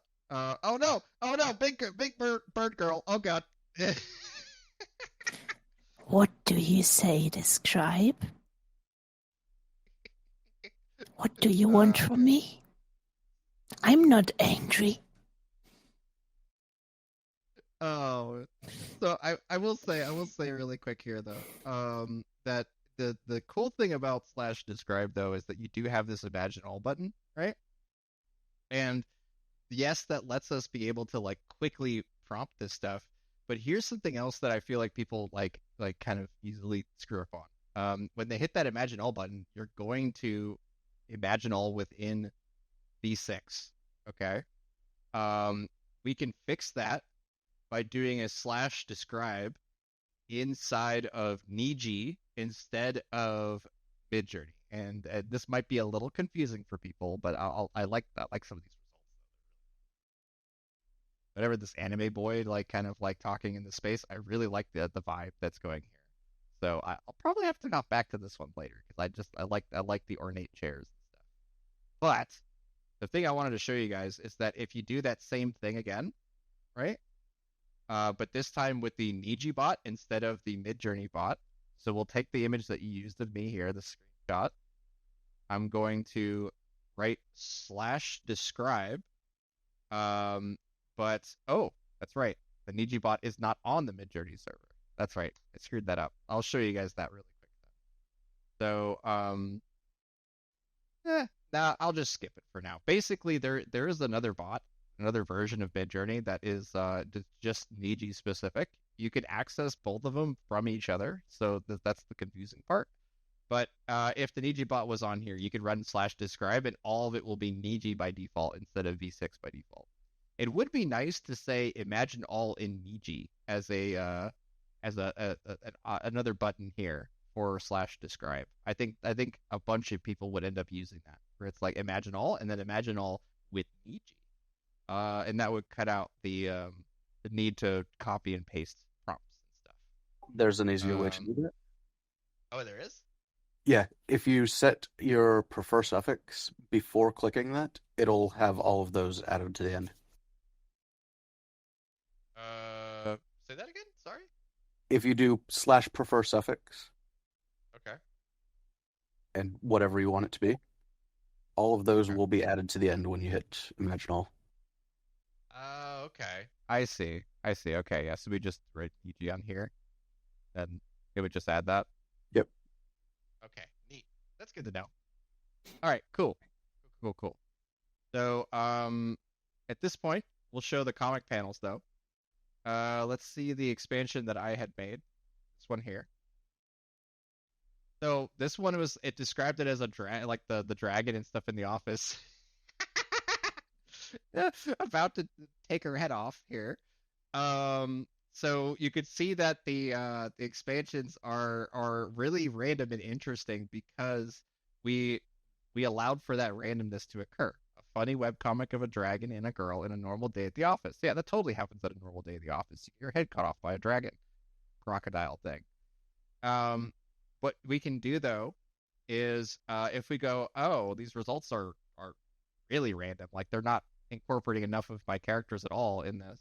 You can, like I said, you can incorporate character referencing. You can do all that stuff if you want, or we could also just simply use less of an extreme of an aspect ratio. So let's switch it from 2.5 to 1.2, and that will let us be able to get a little more derivative, a little more derivativeness out of the images that we're expanding off of on here. Yes, everything you guys are doing with this dragon thing I troll for you is really funny. Look at this. Look at this. This is actually rather like Franco-Belgian look. Anytime you see the eyes kind of looking like this, I would definitely fix up the details and stuff. But you're kind of turning Sage into like a Men in Black kind of character, like a character that belongs in Men in Black. Like it would be kind of funny to do Men in Black, but nothing exciting happens inside it. Like you're like the secretary inside of the Men in Black offices, so you're not like going out and doing field work. You're just kind of being an office worker, but dealing with all these aliens would be really fun. I would like. You're the intern at the Men in Black. Yes. You get nothing, not even memories. Yeah. You take an intern job that you don't even remember afterward. Yeah. That's hilarious, actually. The idea of doing that is great. It's like, oh yeah, you're not going to get paid. You're not going to remember anything. And then they're like, wait, what? And then it's just like, you do the flash or whatever. Hi, welcome to the office. Yeah. No, and they do it 20 times to keep you for 20 years. Yeah, exactly. You have no idea why you're still an intern and why you're yeah. I think that's really funny, actually. Okay, cool. Awesome. I like ideas like that. They're just wonderfully dumb. I love it. But you can see that these expansions at 1.2 kind of gave us a little more concrete like existence within the office itself. You see the plants are a lot more continuous. They're keeping us in the space more easily. And also I'm being extremely subjective about this. Every result's going to be potentially wildly different than what my expectations are. But by not expanding as far, we allow a little less creativity in that regard. It's more derivative of what our starting image is here. So that girl that's here on the bottom left, or in the middle, she's showing up again up here. So on and so forth. Like we're getting these characters repeating, which is super important. And they're repeating in a style that's very similar to my own when it comes to the comics. So, yeah, very cool. Very cool. Nice. I like this fun Rhapsody. You're just casually destroying laptops in the office? Yeah, it's normal day at the office. And you turn the dragon dude into your mustache dragon. That's awesome. Look at that. That is so weird and fun. I like it. Alrighty, at this point, we're about an hour and 40 minutes into the stream here. I'm gonna go grab a drink real quick. Rhapsody, I'm gonna ask you to just kind of keep these people busy for a minute here. I just gotta grab a drink. Be right back. No problem. So, let's do this. Move into position. Going the wrong way.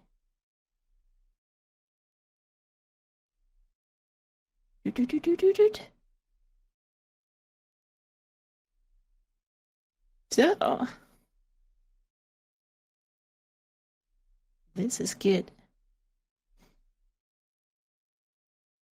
Hi, everybody. Welcome to my stream. I hope you're all having fun today. So, tell me, what's your favorite part so far? And are there any unanswered questions? that Victor didn't hear or you didn't think you could ask? Also, Kinky Ancient, is there anything you want to say? That's a good question. Kinky, is there anything you want to say?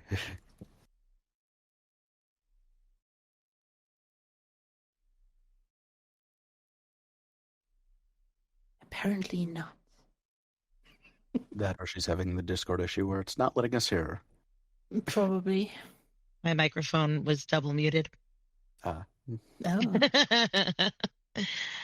I'm great. How's everybody else? I'm awesome. All right. Yeah. We're all good. John is asking, did you make your VTuber thingy in Adobe Characters? Yes, this is an Adobe Character animator right now. I made it in Midjourney and a lot of Photoshop and then put it in here. And I can flip my character, but I noticed today, like earlier when we started, if I do that it's kind of glitching out. So I'm moving myself. Everything is just wobbling around in the wrong direction. I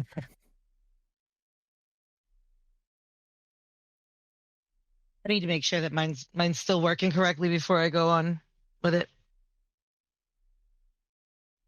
I need to actually Victor's back. for one.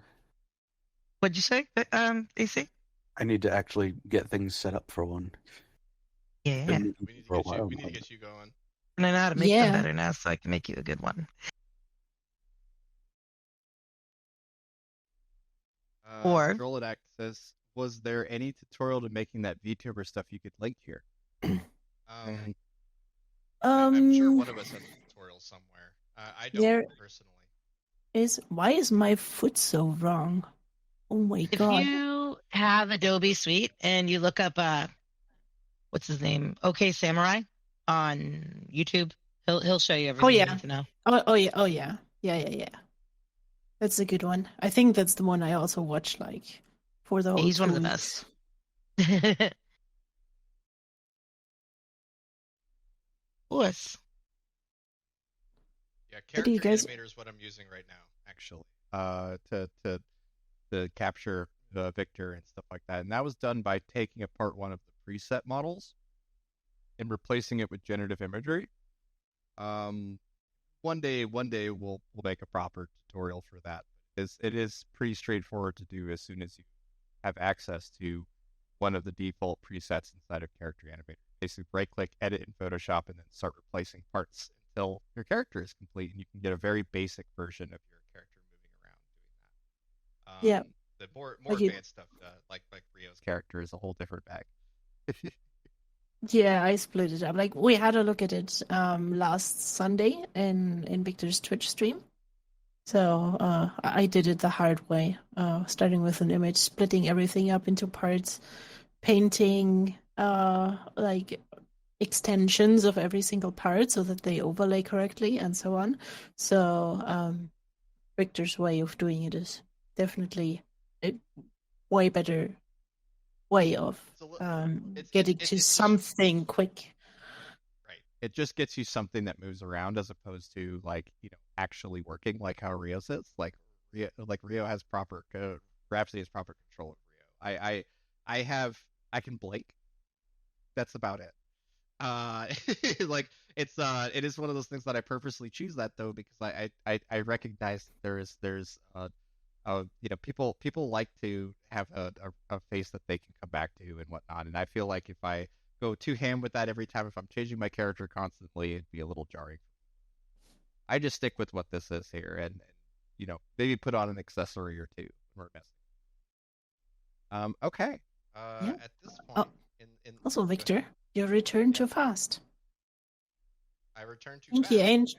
Kinky Ancient and I didn't reach world domination yet. Oh no! Not that you're aware. What are we gonna do tonight, Blaine? Yeah, you don't know. You don't know what Ancient's been up to. Yeah, it's certainly true though.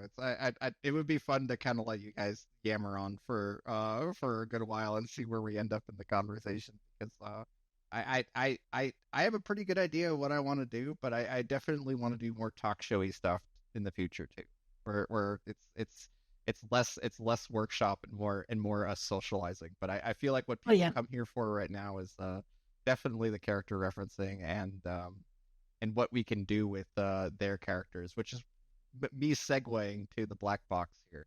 So I feel like we should probably try to branch off of Sage here real quick. Let's see here. So I'm gonna open that up, and we're just gonna dig in and see what characters you guys have submitted. And in order to do that, I have it as a Google form, so I'll be able to grab all the images here once and just kind of dig through the folder here and that you guys have submitted.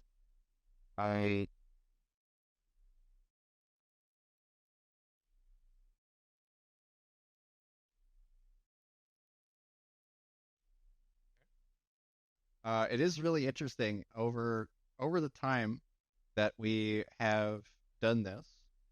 We've gotten over 60 responses when it comes to the actual questionnaire that's inside of the black box. I don't normally show this very often, but I will show it today.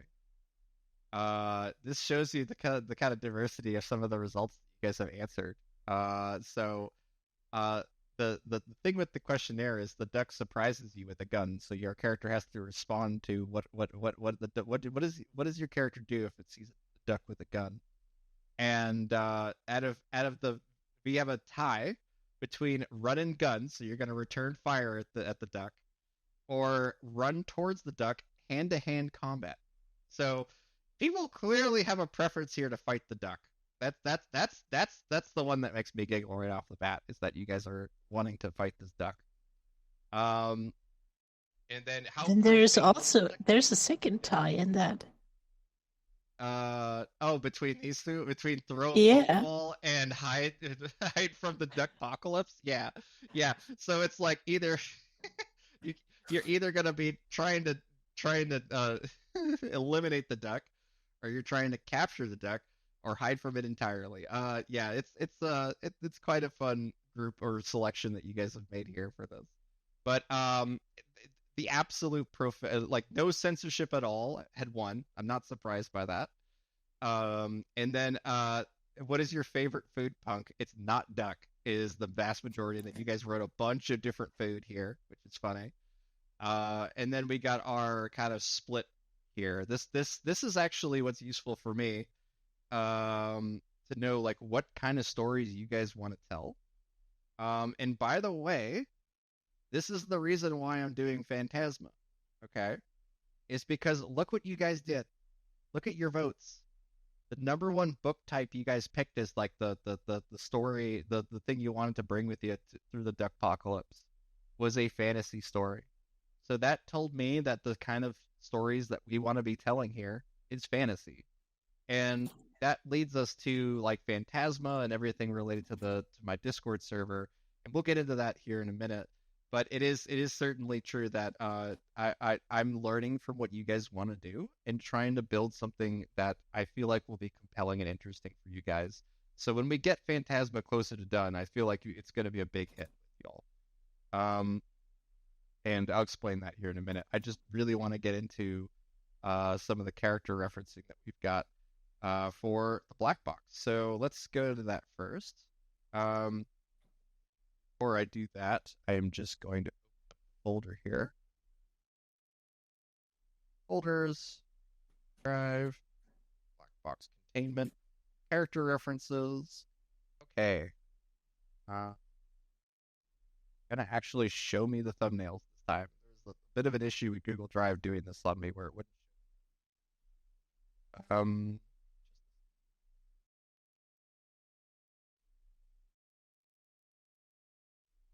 All right, I'm just gonna cycle through these myself. Still not showing me. You know what? We should do a Phantasma / Midjourney community trading card game. Everybody gets one card. So we talked about doing stop motion before, so I'm going to see if there's any of these that are in stop motion. There's a lot of Mavis that I just scrolled through. Okay, let's see here. Yeah, we already did all these. So I'm going to we'll do this little old lady here because I feel like this will be fun to dig into. Okay. So this one is by Thomas. Shoot, I just clicked.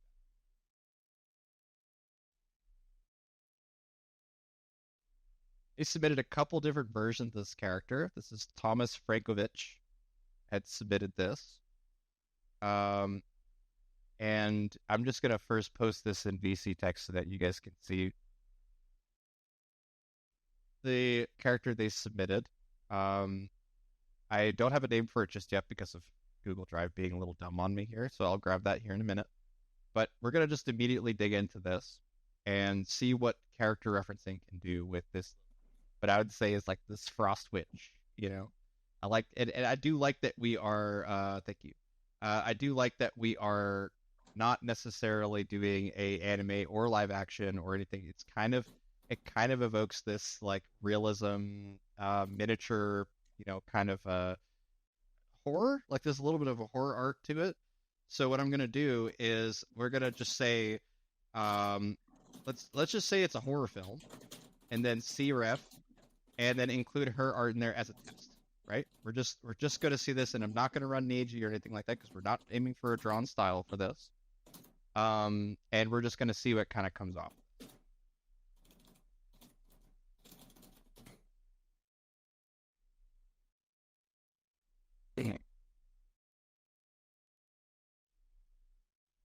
All right. I think you forgot to hit /imagine on that one, Rhapsody. Yes, I did. So with the horror film, look at this. All right. So we already have this kind of like, you know, just it clearly is seeing the shorter height of the character and really leaning on that for the sense of scale on this. And the horror film aspect is creating all the texture and darkness and noir aspects to it, right? But if we now let's try to, you know, now that we have an idea that this works, like it works as in like it is recognizing core aspects of this character. We can start to build a character sheet with this character. So I'm going to do the full body turnaround prompt really quick. So let's do full body, old hag.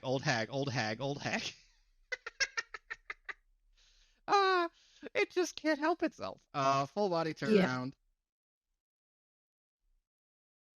Yeah. And we're going to do V6, AR32, and then CREF, and have her there. Oh, look at her running around.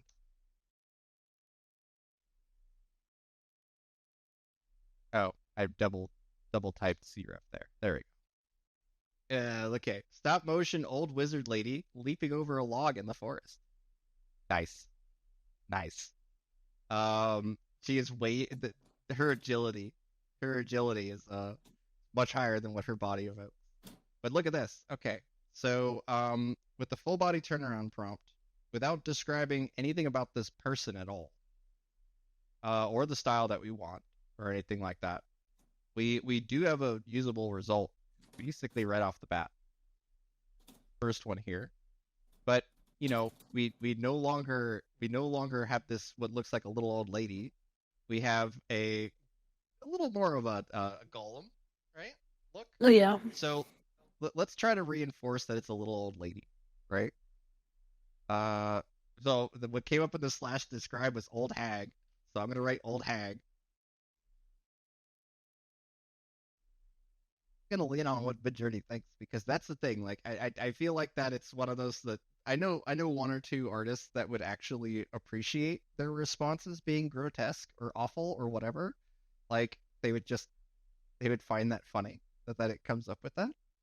But you could see here that at least me leaning into the results from Midjourney /describe gave us something that it certain stereotypes of a little old lady, the old hag, are going to be represented here. So I really like the second and the first and the third result here. But we have to constantly refer. This is also why I linked it inside of VC text so that it stays up here. We can compare them side by side now, going, okay, that's close. That's way closer.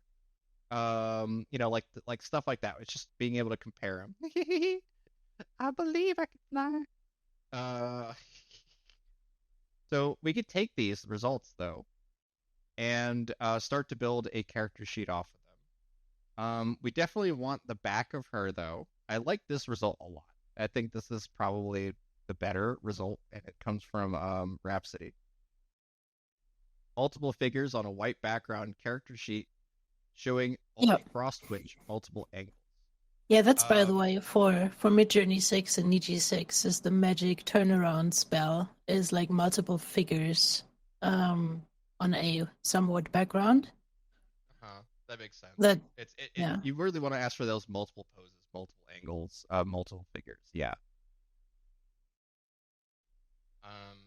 I'm gonna zoom out of this one from you here while you guys are having fun with the old hag here.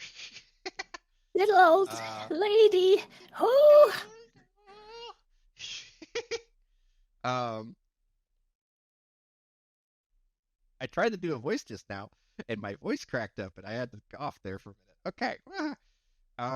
Okay. That's not a problem. Happens to the best of us. Yeah, you could just keep doing it. I'm sure everyone's gonna love that. Keep doing it. But I'm sorry for all the destroyed headphones, and now I'm gonna shut up because you want to talk. No, you're good. But I mostly want to emphasize here that we want to zoom out to where we could see the full character here. So for this anyway, the main issue I have with this result is the fact that this lady is on the actual tunnel or tube or whatever she's in cave is going to mess with the results that we get. And because she has it's Legal Beagle's character. Nice. Because she has white hair and she is primarily white, we probably want to put her on a black background, or at least a dark background. So instead of like up-resing or anything like that, I'm just going to copy this, and I will use Photoshop Beta to pull the character off, the Oracle. Yeah. So this is Legal Beagle's character, Oracle. Addie the Oracle. Okay, thank you for the name. I appreciate it. So what we're gonna do is I'm gonna use the object selection tool inside of Photoshop to actually quick mask the character here. And this is a very powerful tool, probably significantly more powerful than what you guys even need. But what it lets me do is it lets me quickly find subjects inside of prompts, inside of the images here. And then I can either copy and then paste that so it overlaps it so that we get one just by itself. Or, this is even better, is you duplicate the layer and then you make it a mask like this. So that you get the same result, but now I can just disable the layer mask and it's still there. This is important later for like hair and small details that you might accidentally delete. You can easily get them back by using a mask over your just like a highlight, copy, paste, that kind of thing. So we can now find the rest of her poses here. So you can see that the selection does a pretty decent job, actually really decent job, but it's not perfect. It still will miss things. So we want to come into here and select the rest of her staff here. And I am using the quick selection tool for this one. Up into here. And you can see if I go too aggressive with it, it selects the entire region here. So I'm just going to be a little loosey-goosey with the initial start of it, but then come in and hone in a quick mask like this, just because I know that it was a little too aggressive, selecting the area around the stick. So go ahead and grab that.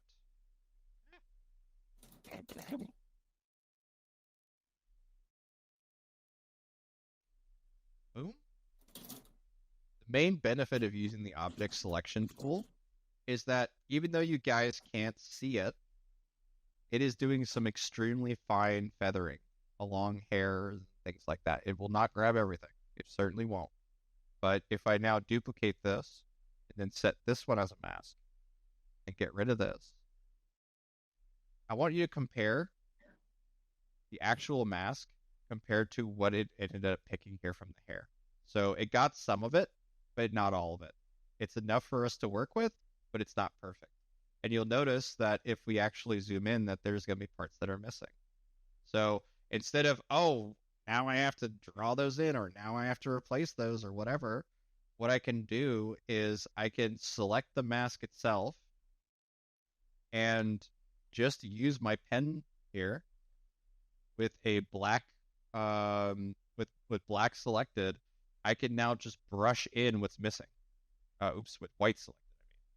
I can now brush in what's missing. Look at that. Easy peasy. Bringing it all back in. And I can confirm that just by highlight selecting, seeing where the marquee breaks or it's wrong, and then just redraw that back in. And if there's like a highlight or something that's, that we do not want to include, we switch to black and we just draw that in, right? So you can see that what I'm basically correcting here is with the masks. I'm not actually deleting a single pixel by doing this. This means that by the end of it, we have these two poses here. Let's see if we need the third. Let's get the third one as well. What are you doing?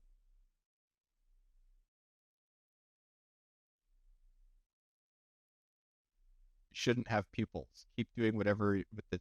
Okay, cool. So we'll experiment with that constraint. It's always good to be working with constraints. So now that I have this object selected here, I'm going to copy this layer, mask this, and get rid of that. And now we can just turn these three on, and there you go. Nice, isolated, and easy. If we kept the white background now, it'll probably work just fine. If we need to, we'll switch it to black. Black will probably give us a little more trouble, though, for random reasons. But instead, I'm really just going to look for the problems that I have. This won't really matter too much unless you're kind of, being very, very detail-oriented. But you'll notice here on this middle one that we have a little bit of masking that can be cleaned up now. And because we didn't delete or add any pixels, we can just remask the edge of this stick so that it no longer has these bad highlights on it, which are not even highlights. They're just parts of the background that came through the image here. So I'm just going to come in like this. That. And now we have something that's much cleaner. Let's go ahead and split these up a little bit. So bring that over to here, bring that over here. Okay. So when it comes to the character referencing side of it, we have a couple different ways that we can approach this. Let's compare. Now, the one thing that was said from Legal Beagle here is that there should be no pupils. So let's just do that right now. Let's just make sure there's no pupils.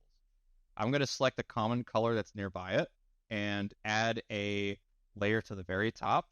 And I'm just going to draw in her eyes here. And you'll notice that it's a very flat color. There's no texture. There's no like noise or anything like that from this. And I'm just selecting neighboring colors.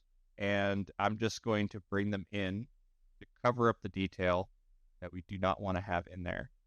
Okay. At this point, I can run through different blending modes to see if there's anything that just kind of helps neutralize it while adding a bit of vibrance to it. Look at that. We are just off of lighten. We got hue variation. Like the luminance varies from left to right. But if we now just cycle through these really quick, we can see what other ones might get us closer to our intent. So I would say even this luminance helps a lot for this kind of prompt, because look, we could still emphasize that she has pupils. It's just all whited out, like she's got super bad glaucoma or something, you know.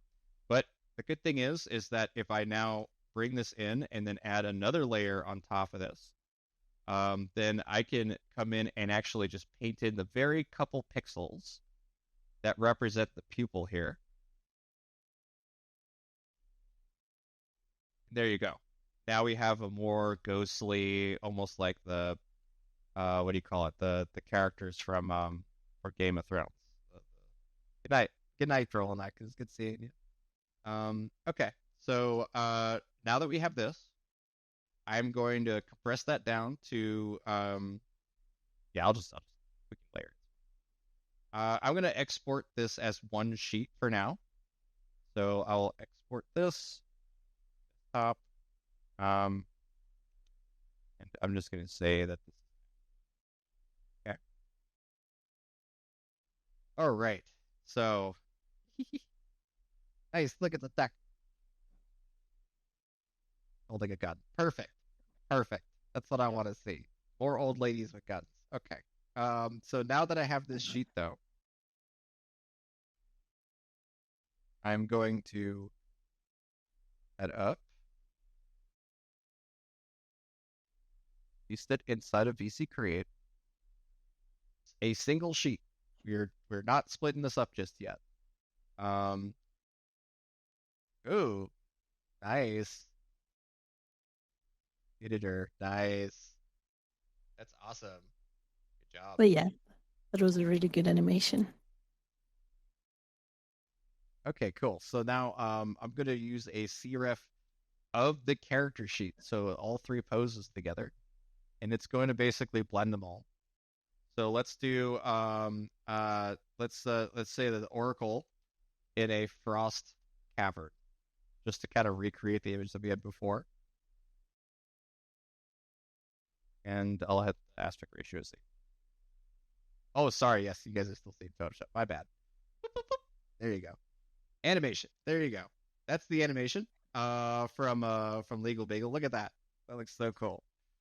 And yeah, seeing a younger version of the character, like while we're animating or while we're working with it, is super cool. Love it. And now, Oracle in a frost cavern. We got let's see what the results are kind of closer up here. So we definitely lost that it's the old lady, so we probably should describe her. I don't know what's going on there, but it's funny. A couple of them do work though. They kept the minimal like pupils and all that kind of stuff. Ooh, I like this kind of like step in space kind of thing. This is a hack that you can do it with the Midjourney prompts, right? To kind of keep your worlds. You could put a comic panel border in between these two here. Just to be like, this is two moments. One moment and then looking around. So it's like, oh, I'm lost in a dark cavern or whatever. And then this is them talking to themselves, them mumbling to themselves. Something like that you could do. But let's emphasize Old Hag Oracle. You weren't here for this Legal Bagel, but we ran a describe on your character, and 3 out of the 4 results described it as an old hag. So we're gonna lean with that just because that's what Midjourney says. And we'll go accurate. Yeah, accurate.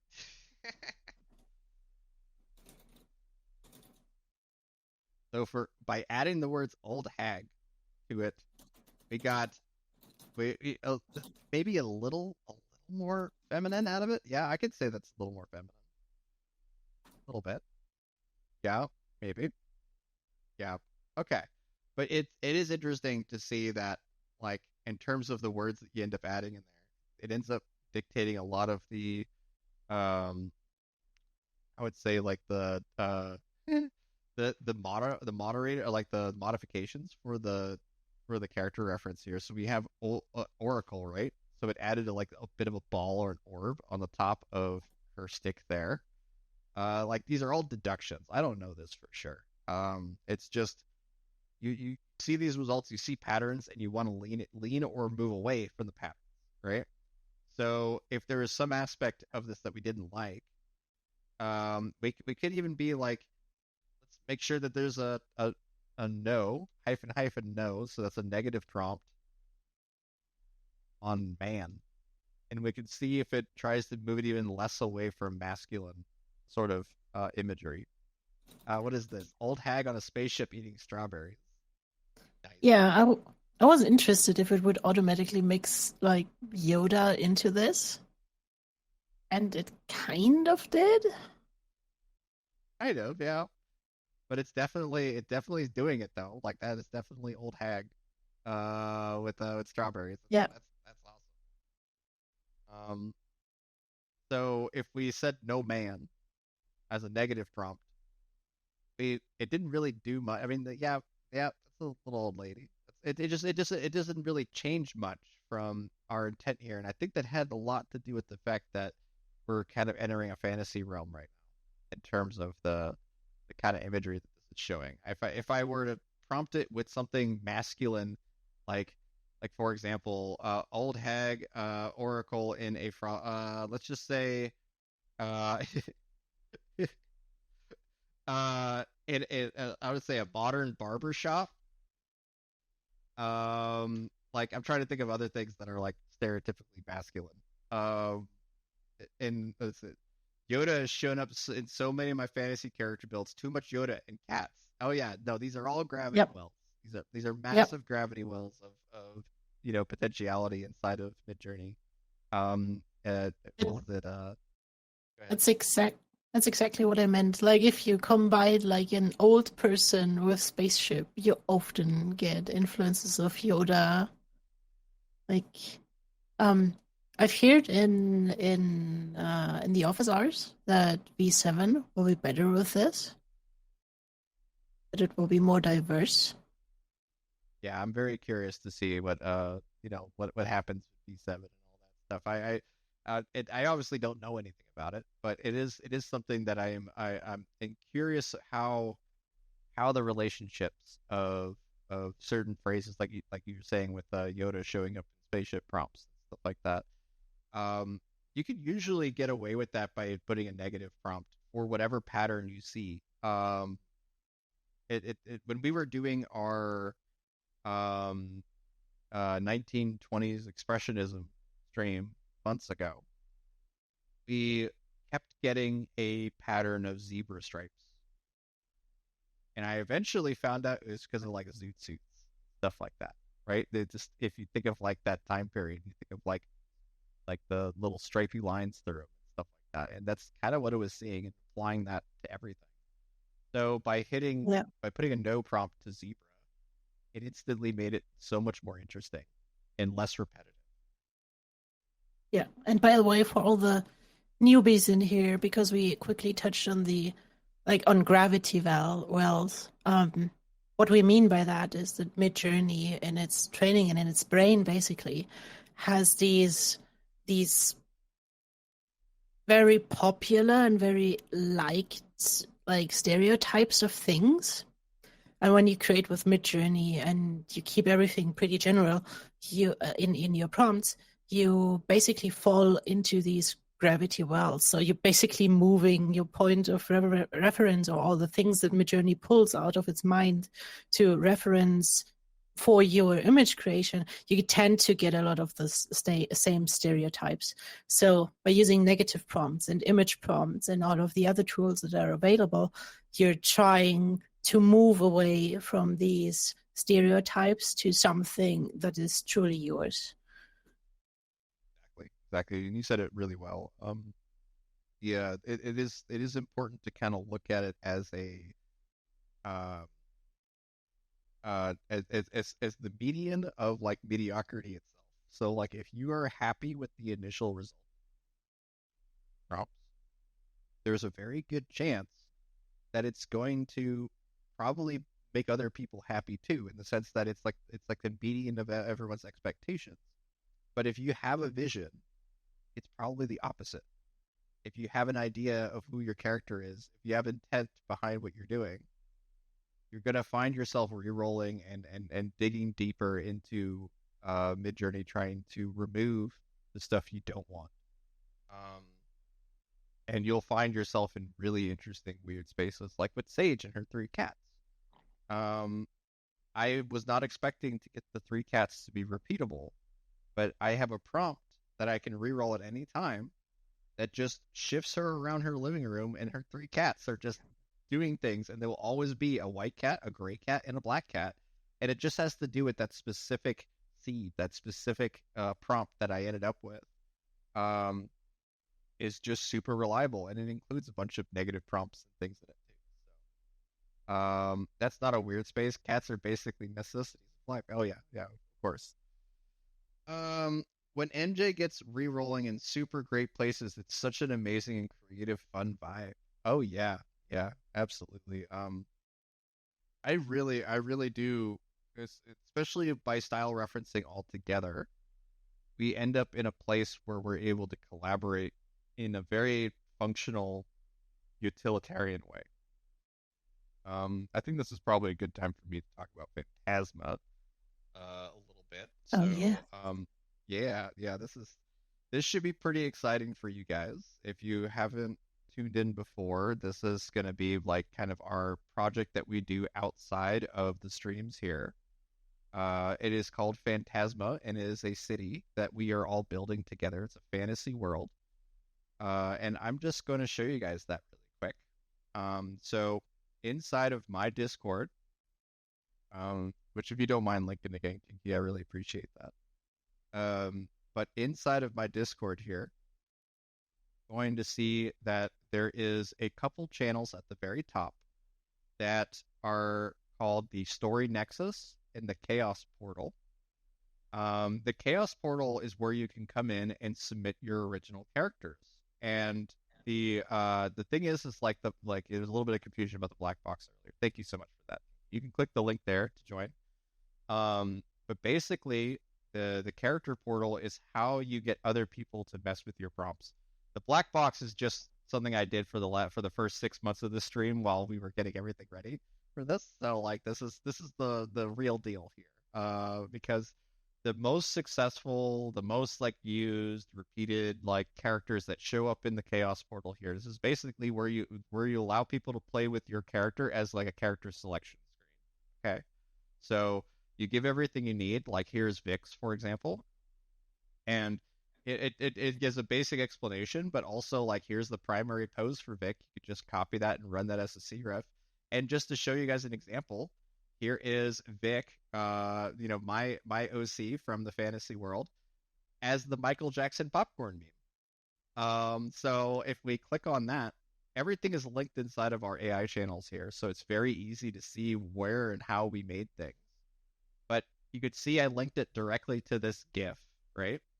And by using it as the image blend, so it's inside the image here, I have a character reference of Vic, the character itself here, and then I have the style reference set to Phantasma. And this is really where all this kind of comes into. And I'll link it here for you guys, so you don't have to join the Midjourney thing if you want to play with it already. But this is the style reference for Phantasma. And what it's going to do is it's going to put your character inside of the gnome kingdom, basically, of Phantasma. So I'll just show that off for you guys inside of the Green Lodge, which is where we will be making and exploring Phantasma together. You can see there's plenty of, like, especially I Troll For You. He's been going ham in here, and it's so cool to, like, I'll wake up and I Troll For You has done an entire anime episode for me to consume, basically. Like it's amazing. It was really amazing to watch the kind of battles and things you guys do to fight, to fight for the control of the Wizard City.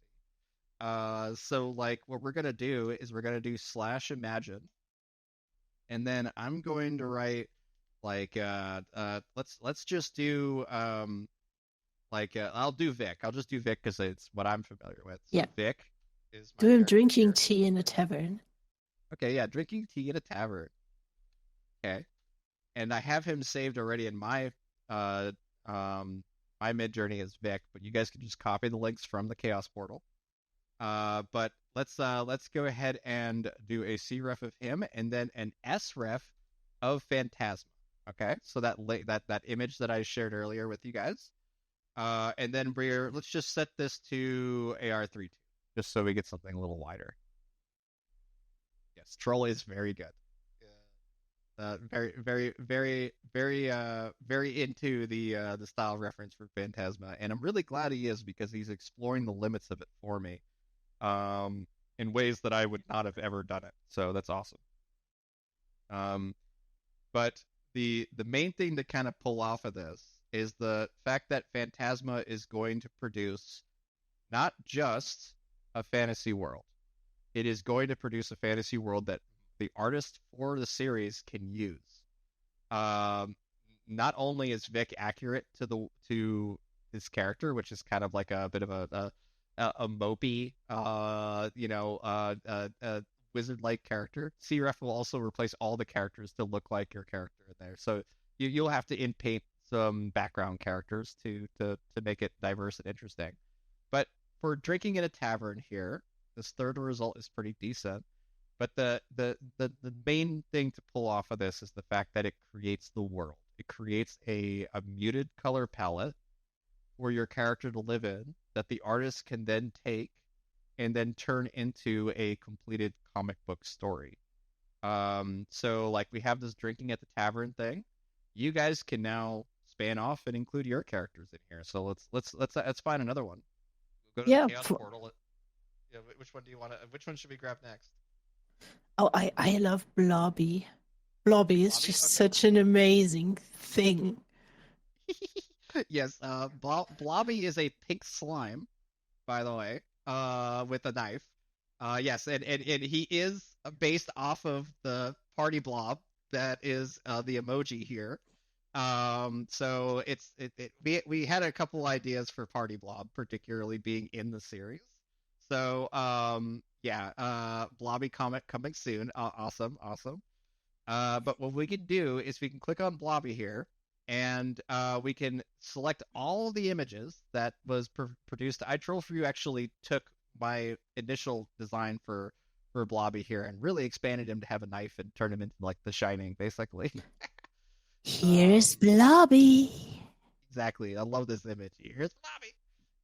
That's too fun. But what we can do now is we can go back to the Green Lodge, find the image that we had here, and I would normally take the time to in-paint all the characters to be different than Vic, but for the sake of time, I'm just gonna hit custom zoom here, and I'm gonna switch the CREF to Blobby by pasting his links in there, keeping the style reference still on Phantasma. Okay. And now we're gonna be like it. He barges into a tavern. Just create the next scene.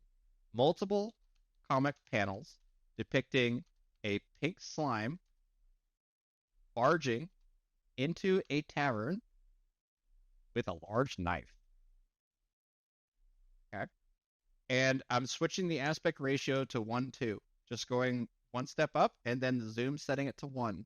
The idea here is we're trying to enforce comic panels that influence from one image to another. So all this coming together may not work. It may give us gobbledygook nonsense. Who knows? But when it works, that's when we get into what Enid was talking about earlier, about just like getting into deep dives of like fascinating places. You never tried all the images at once? Well, now we are. Let's see what happens.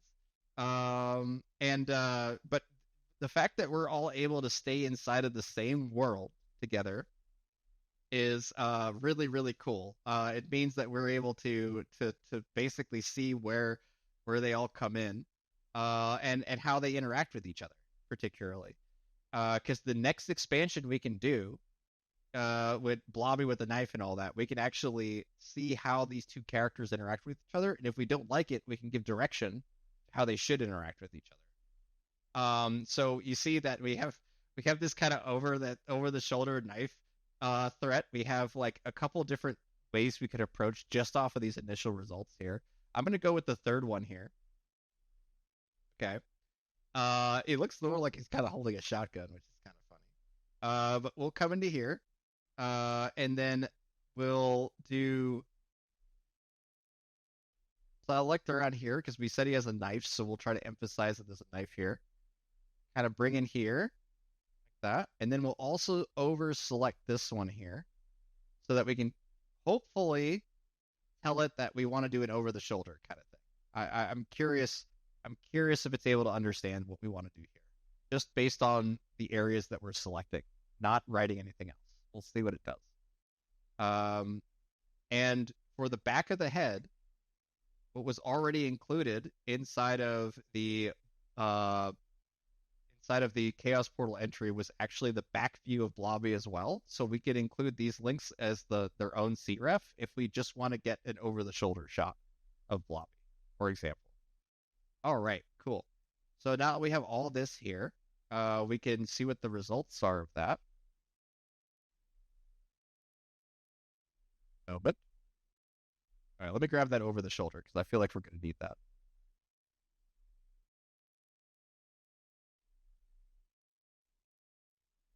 Okay, so back view. Grab these two links. Back to the Green Lodge. And see, we lost the over the shoulder, but we definitely were able to inpaint the knife and stuff. So this is still functional and good and whatnot. So let's go for the third one here. And now I'm going to do Vary Region. And I'm going to replace the character reference here with just the two links that we got of the back of Blobby's head here. Paste that. And now I'm going to highlight as generously as I can in front of Vic here, like this, and say multiple kind of okay, instead of barging in with the knife, we're going to say Pig Slime threatening him with a large knife. And that way the threatening aspect hopefully will point the knife at Vic's face, like basically like mimic the image that's below it. And if it doesn't, I'll try dropping the stylize to compensate for, to make it more derivative of what's already in the image here. And we'll just kind of go from there on making this. But this is very, very exciting. I have already made one comic for Phantasma, and you guys have made a bunch of comics already, and they are very cool. They're very fun. Oh yeah.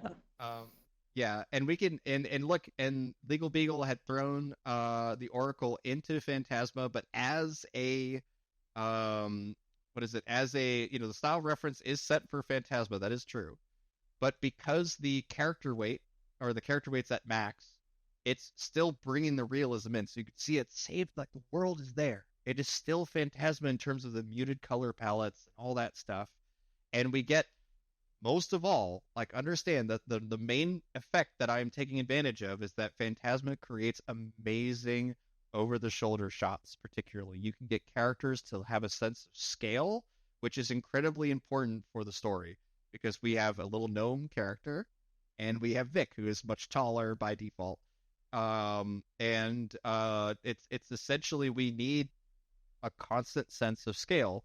And because I designed the doors to be different sizes in the reference image, in the style reference, it does that. It's so bizarre how well it works at doing this. And so, like, if we now take, say, the fourth image here, look at that. We have it over the shoulder here. So I can now find a backside of Vic and have her talking to Vic, you know what I mean? Or any other character that I want.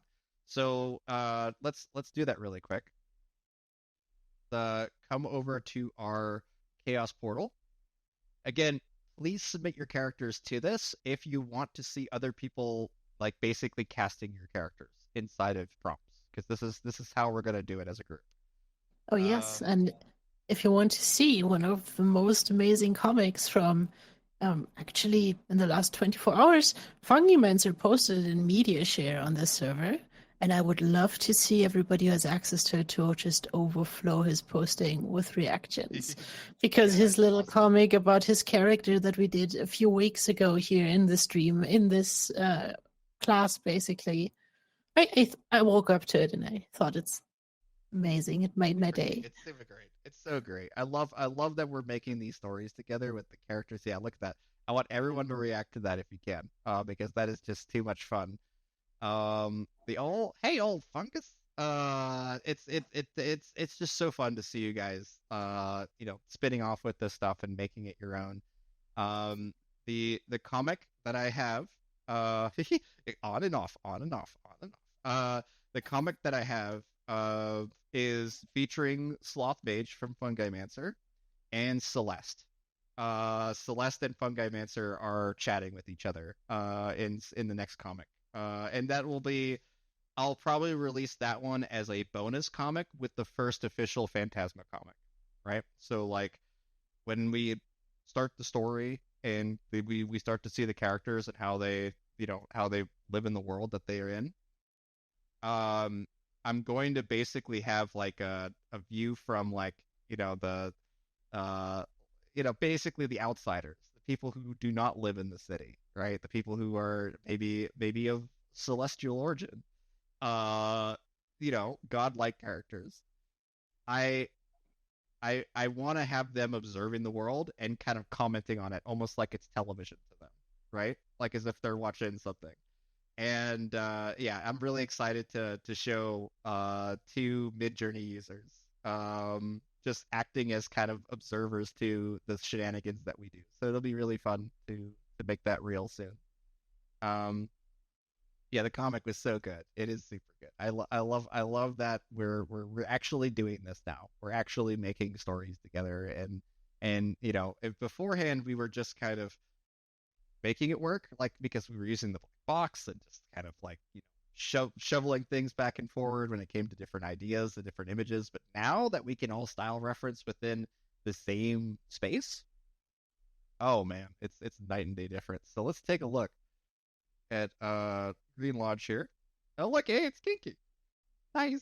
Okay. So let's grab Vic here. Actually, that's what I meant. It's me, Kinky. Yep. So what I'm gonna do though is I'm gonna find Vic here, which is kind of annoying because I have this thing where I have to stretch this out really quick. All right. Vic. Okay. There we go. And so what I want to do is I want to find off of Vic's sheet that's here. I want to find the image that is the back of him, which is the bottom right here. A bit of a hack for you guys that I do is I try to include the last image as the back of the character. Let's see if I did that here. Nope. I usually do it. I don't always.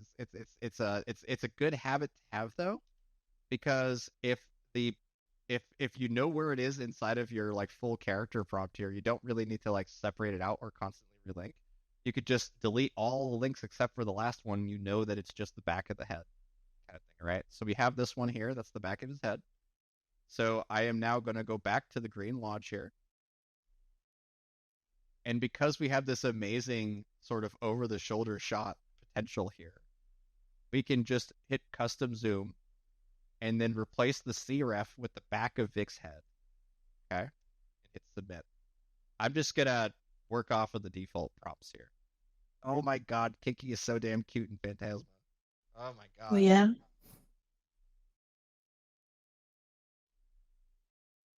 I'm feeling phantasmic. Do you like this character, by the way? I recognized I threw this one at you. Like it is this chibi version of Kinky that I. It's cute. I put it in your lap and just said, "This is Kinky now." Like as if like you had no control over this. So feel free to tell me to redesign that because it's cute to me, but I understand if it's not. I like it. I like it because you made it. And I like it because he's a little and it's like a whole different vibe. It's like when you're reading a comic book and like like the character gets all small, SMOL, small. You know what I mean? I love it. Yeah. It's super cute. Right. It is definitely a there is definitely an age down on on and if anyone could use one, it's me for sure. I'm just laughing at the idea of it's like, like the whole isekai element to it, right? Where it's like, okay, dude, I'm in there. That's so cool. Yeah, and it's like it's just one of those things where it's like, okay, if we're going with the idea of the isekai plot thing, there's already people that are hitting themselves with trucks. Like they're already doing the truck-kun thing and then setting themselves the phantasma by essentially dying and then going to this. It's to some people they're viewing it as like a heaven, like like kind of like a place to go where you set your age, you set your like your what you want your ideal to be, while there's other folks that are literally look at it as just a physical like transportation of their character. So there's no change in between going from one to another. I'm down for whatever you guys want to do in that regard. And I get to be the lucky girl who's already there. I don't even have to get hit by a truck. Exactly. Yeah. I just like the idea of doing some kind of big game, like some kind of like equivalent to like Quidditch or something like that. Some big sports game or some big fantasy sports game or whatever, and you're like the announcer that gets out like the whole audience riled up and ready to go. I love it. I love that idea. There's a movie that I'm blanking on the name of it, but it's basically like a space dandy sort of like a sci-fi series, but it all involves this like live broadcast that happens across the universe, and it would be really neat to kind of do some similar imagery of that, where it's a little announcer girl, but she's floating on a platform in the middle of this massive event that's happening. Like I actually really love that idea. I think that's so cute. Like a Megatron or something. Exactly. Yeah. But it's all magic based. You know what I mean? So we would have it be like, okay, if you're on a platform, it has to be like kind of Ghibli-esque. Like there's big propellers that wouldn't physically be able to lift you in real life, but in this fantasy world, it does. Like that. Yeah, like kind of windmilly. Yes. Oh yeah, windmill platforms. And I love that Legal Beagle's just throwing in Blobby now onto you here. Would Blobby onto me? Has anybody referenced Phantasma as hell? That would be really funny, actually. I'd be down to see where people explore like the limits of that. But now that we've kind of gone through like Phantasma and a little bit with this Oracle character here, we did zoom out a little bit to show Vic, but the results were a little iffy. Let me show you that here though. I love all these that are coming out with Kiki though. That's too fun. Yeah. You should transfer some over to VC Create. Right. Yes, I should. Let me do that really quick. I want to grab. Yeah, let's grab this one. I think that the only thing I don't like is the hair blur there, but we can probably throw in another character on this one. So let's do that. Let's do that really quick, and then I'll bring it over to the VC Create. So what I'm gonna do is let's do a custom zoom. And actually, I'll just bring this over to VC Create right off the bat. I think we can let you guys go nuts with this. So again, I hit the little envelope icon or emoji on there, and what that's gonna do is it sends it to my DMs here. It slides into my DMs, and then I go to the Midjourney server or whatever server you want to bring those prompts into. And you're going to just type /show and paste that into there. I'm not the owner. That's right. Yes, I need to be the owner. So we'll fix that really quick. To be the owner of a prompt, it's really easy. You just find the prompt that you want to use. So let's just do this one. Why not? And you upres it. As long as you do something to it, you now own it. So you transformed it in some way. We have this now. I can come back up to here, add reaction, envelope. It'll pop up in my DMs. I can now copy this job ID back to Midjourney. I think upscaling it doesn't work. Let's see. Yeah, upscaling doesn't work.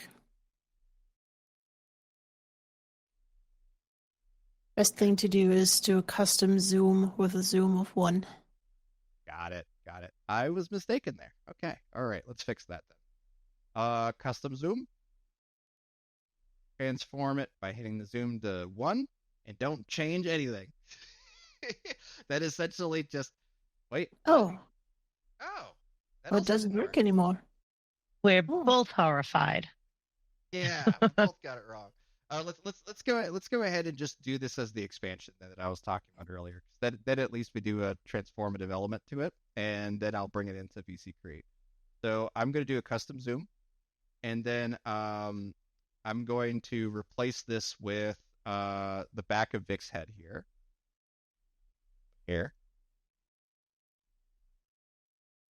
And this is all that this is going to do is kind of encourage a little more of a hat lip above Pinky here. So I'll paste back of Vic's head here. And instead of a zoom of 2, I'm going to not zoom out completely. I'm going to zoom out actually just a little bit. So let's do 1.3, and we'll keep the same aspect ratio. Brought it over already. Don't worry about it, man. I got this. I appreciate it. I got it. The fastest beagle of West Phantasma. There you go. It would be kind of fun to do a celebrity shows up in Phantasma, if you know what I mean. Having Will Smith show up would be really funny. Okay, but look at this. The top left result is already going to work for us because it's like it has Vic's hat. His tattered hat shows up. But it would also get the back of Vic on the bottom right, which we might need to remove with an in-paint. But if you look here, this is all very usable. Let's just up. And now I'm going to do that one last time. You react with the emote here.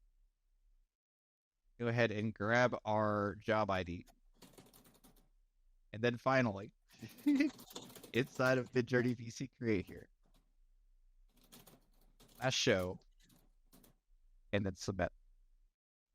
It used to work with upscaling to be able to do that, but now this is fine. Okay, so some of it will not make sense as is, like because of the scaling. Like there's some weird scaling stuff going on here.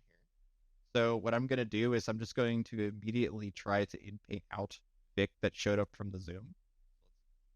That out of here. Remove the CREF. Now keep in mind, everything we're doing here is, again, in V6. We're not doing it with Niji. We could do it in Niji if we wanted to. But just for the sake of getting some really diverse results, we're going with V6 on this one. It's just really cool that we don't have to use one or the other.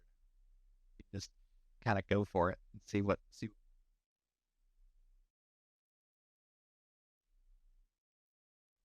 I like these magic circles.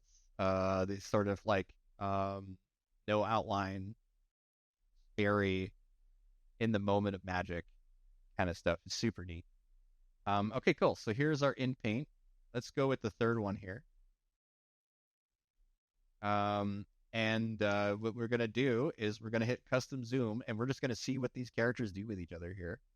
So we'll just hit comic panels without any direction whatsoever. We can add direction, but I'm just not going to do it because I'm curious what it does on its own first. Comic panels. And the style of reference is still set on Phantasma. But we can just submit this with a zoom of 1, aspect ratio 1. See what this does. But I wanted to thank everybody again for joining here. It's we're coming close to the 3-hour mark, and it has been a lot of fun doing this with you guys. I really hope to see folks participating in my Midjourney server. I want to first just thank the Midjourney folks here for letting me do this. This is something that I'm super excited just to be able to do with you guys, but also just to be able to do it at all. Like there's certain parts about this that I would not have been able to do without the help of AC and all the other guys here. Just to kind of emphasize that this is something that I am super stoked to be able to to see, because it is something that I feel like there's some overlapping interest in what you guys want to do and what Midjourney wants to do. And I don't speak for them. I'm an independent artist. They give me the honor of coming up here to talk with you guys. But I'm just in a position right now where I'm just so thankful for you guys for joining and hanging out with us. I submit comics once. I try to submit them every week, but it's really tough to keep up with that. So I do my best to regularly update you guys with new comics. But it is we're going to be doing a small after party here. To if you join the Movie Machine Discord, you'll see us in the voice chat after the stream here. That's where you can actually come in and chat with me directly. So we won't be broadcasting that. But in terms of the at least moving forward, when it comes to the stories and stuff that we'll be telling, I feel like a lot of it's going to end up coming through the Chaos Portal, particularly. It'll let us be able to write stories together and make them very, very dynamic and interesting, because you guys have so many fun viewpoints to kind of interject in there, and we can just kind of see what sort of stuff you guys want to make moving forward with cats. And I guess the only other thing that I really want to mention though is that when at least for announcements for me, I broke 2,000 followers on Reddit just this morning. So I'm very happy to see you can have followers on Reddit. Yeah, you can. Isn't that that was a reference to one of your comics, by the way. Yeah, yes it is. I know. It was yes you can. It was definitely one of those where I've made that joke so many times now, in terms of trying to egg on people to follow me on Reddit. It's just, oh, you could do that. Why would you follow people on Reddit? That's weird. It's amazing though. I'm so happy for you. It's just a fun way to screw at people. Thank you so much. I really do appreciate that. It is a milestone for sure. I've been eager to get to it for a while now. Fran got to it before me. She got to it a couple weeks before me, but that's also because I haven't uploaded a ton of Sage comics. It's hard to keep up. So thank you guys again. That is awesome. I'm oh yes, and I'm also a Twitch affiliate now, which is really weird. I'm not a partner, but I am an affiliate now. I officially reached that threshold of they're willing to give me money now. Am I going to make anything more than a couple pennies? Probably not. But that's all good. I don't care about that. That's fine. Oh my God, this announcement space. You're going to become a millionaire, and you're going to leave us all behind, and we all know it. So. No. I very much doubt that. You'll make $1,000. I don't doubt it. I'm just reminded of that scene from Austin Powers or whatever. It's just I want $1 million or whatever, and it's just that's not a lot of money today, man. All right, okay. But I want to show this though. This is from my troll for you. Woman wizard standing on a stage above a Coliseum duel. The host of a battle in a Coliseum holding a mic announcing the start of a duel. So he's being a little repetitive there to kind of reinforce stuff, but it's the Phantasma prompt that's really knocking it out of the the style reference is just knocking it out of the park for some of the world building that we're seeing here. It's me. Look at this though. That's just cool. It's just so neat to see the I was talking about this with the art director for Phantasma, about how it handles lineless art in a way that we just are not used to seeing. There's a certain willingness to go high contrast with muted colors that normally would just look really ugly and look really weird, but it just knocks it out of the park when it comes to what we're doing here. So we're gonna go hard on that. It's such a defining look that we're gonna do the whole series with this. So I'm so excited for that. Amazing. And like this is the second time I've heard you mention art director. Like, where are you hiding this whole ass art director that you have? Yes, okay, so I'll say this. I have a couple of friends that are in the comics world. They are they are professionals. They've published, they've animated things, so on and so forth. And the art director is a very talented artist who will eventually come onto the streams and do other things with us here as well. But they're not ready for that just yet because they are a working professional. They have to navigate certain waters that like basically they're under contract for certain things that they can't really be like super open about working with yet. But that being said though, they're extremely talented and they basically help me keep a certain bar of expectations. So like I will prompt for them and make things with under their direction because I trust their eye even more than my own. Nice. So it's one of those things where I really wanted to prove the fact that your skills and experiences has value, and it will remain having value even with AI. So as good as what you guys could do as like newbies, amateurs, whatever with Midjourney, you could do even more if you're a skilled professional. Like if you know what makes a great image, then you can utilize Midjourney in ways that normal folks can't, right? And I wanted to really emphasize that with this. So you're going to see a lot of really crazy stuff come through with the Phantasma stuff. So that's why I've brought her up kind of ambiguously. Like I haven't brought her up too directly, but I'll have her on here eventually. Hey. But otherwise, you guys are directing everything in terms of like the world building and like the size and scale of the space, all that kind of stuff. Like the scale of the story it's all you guys. I love that picture so much. Okay, cool. All right. I love when it's totally clear that that I'm not sure that you heard what I said. But you're like, okay. Yeah, okay. Yeah, I will admit I don't know which one you were talking about. I was thinking it was this one. It went in a little bucket. It was in like a balloon or something.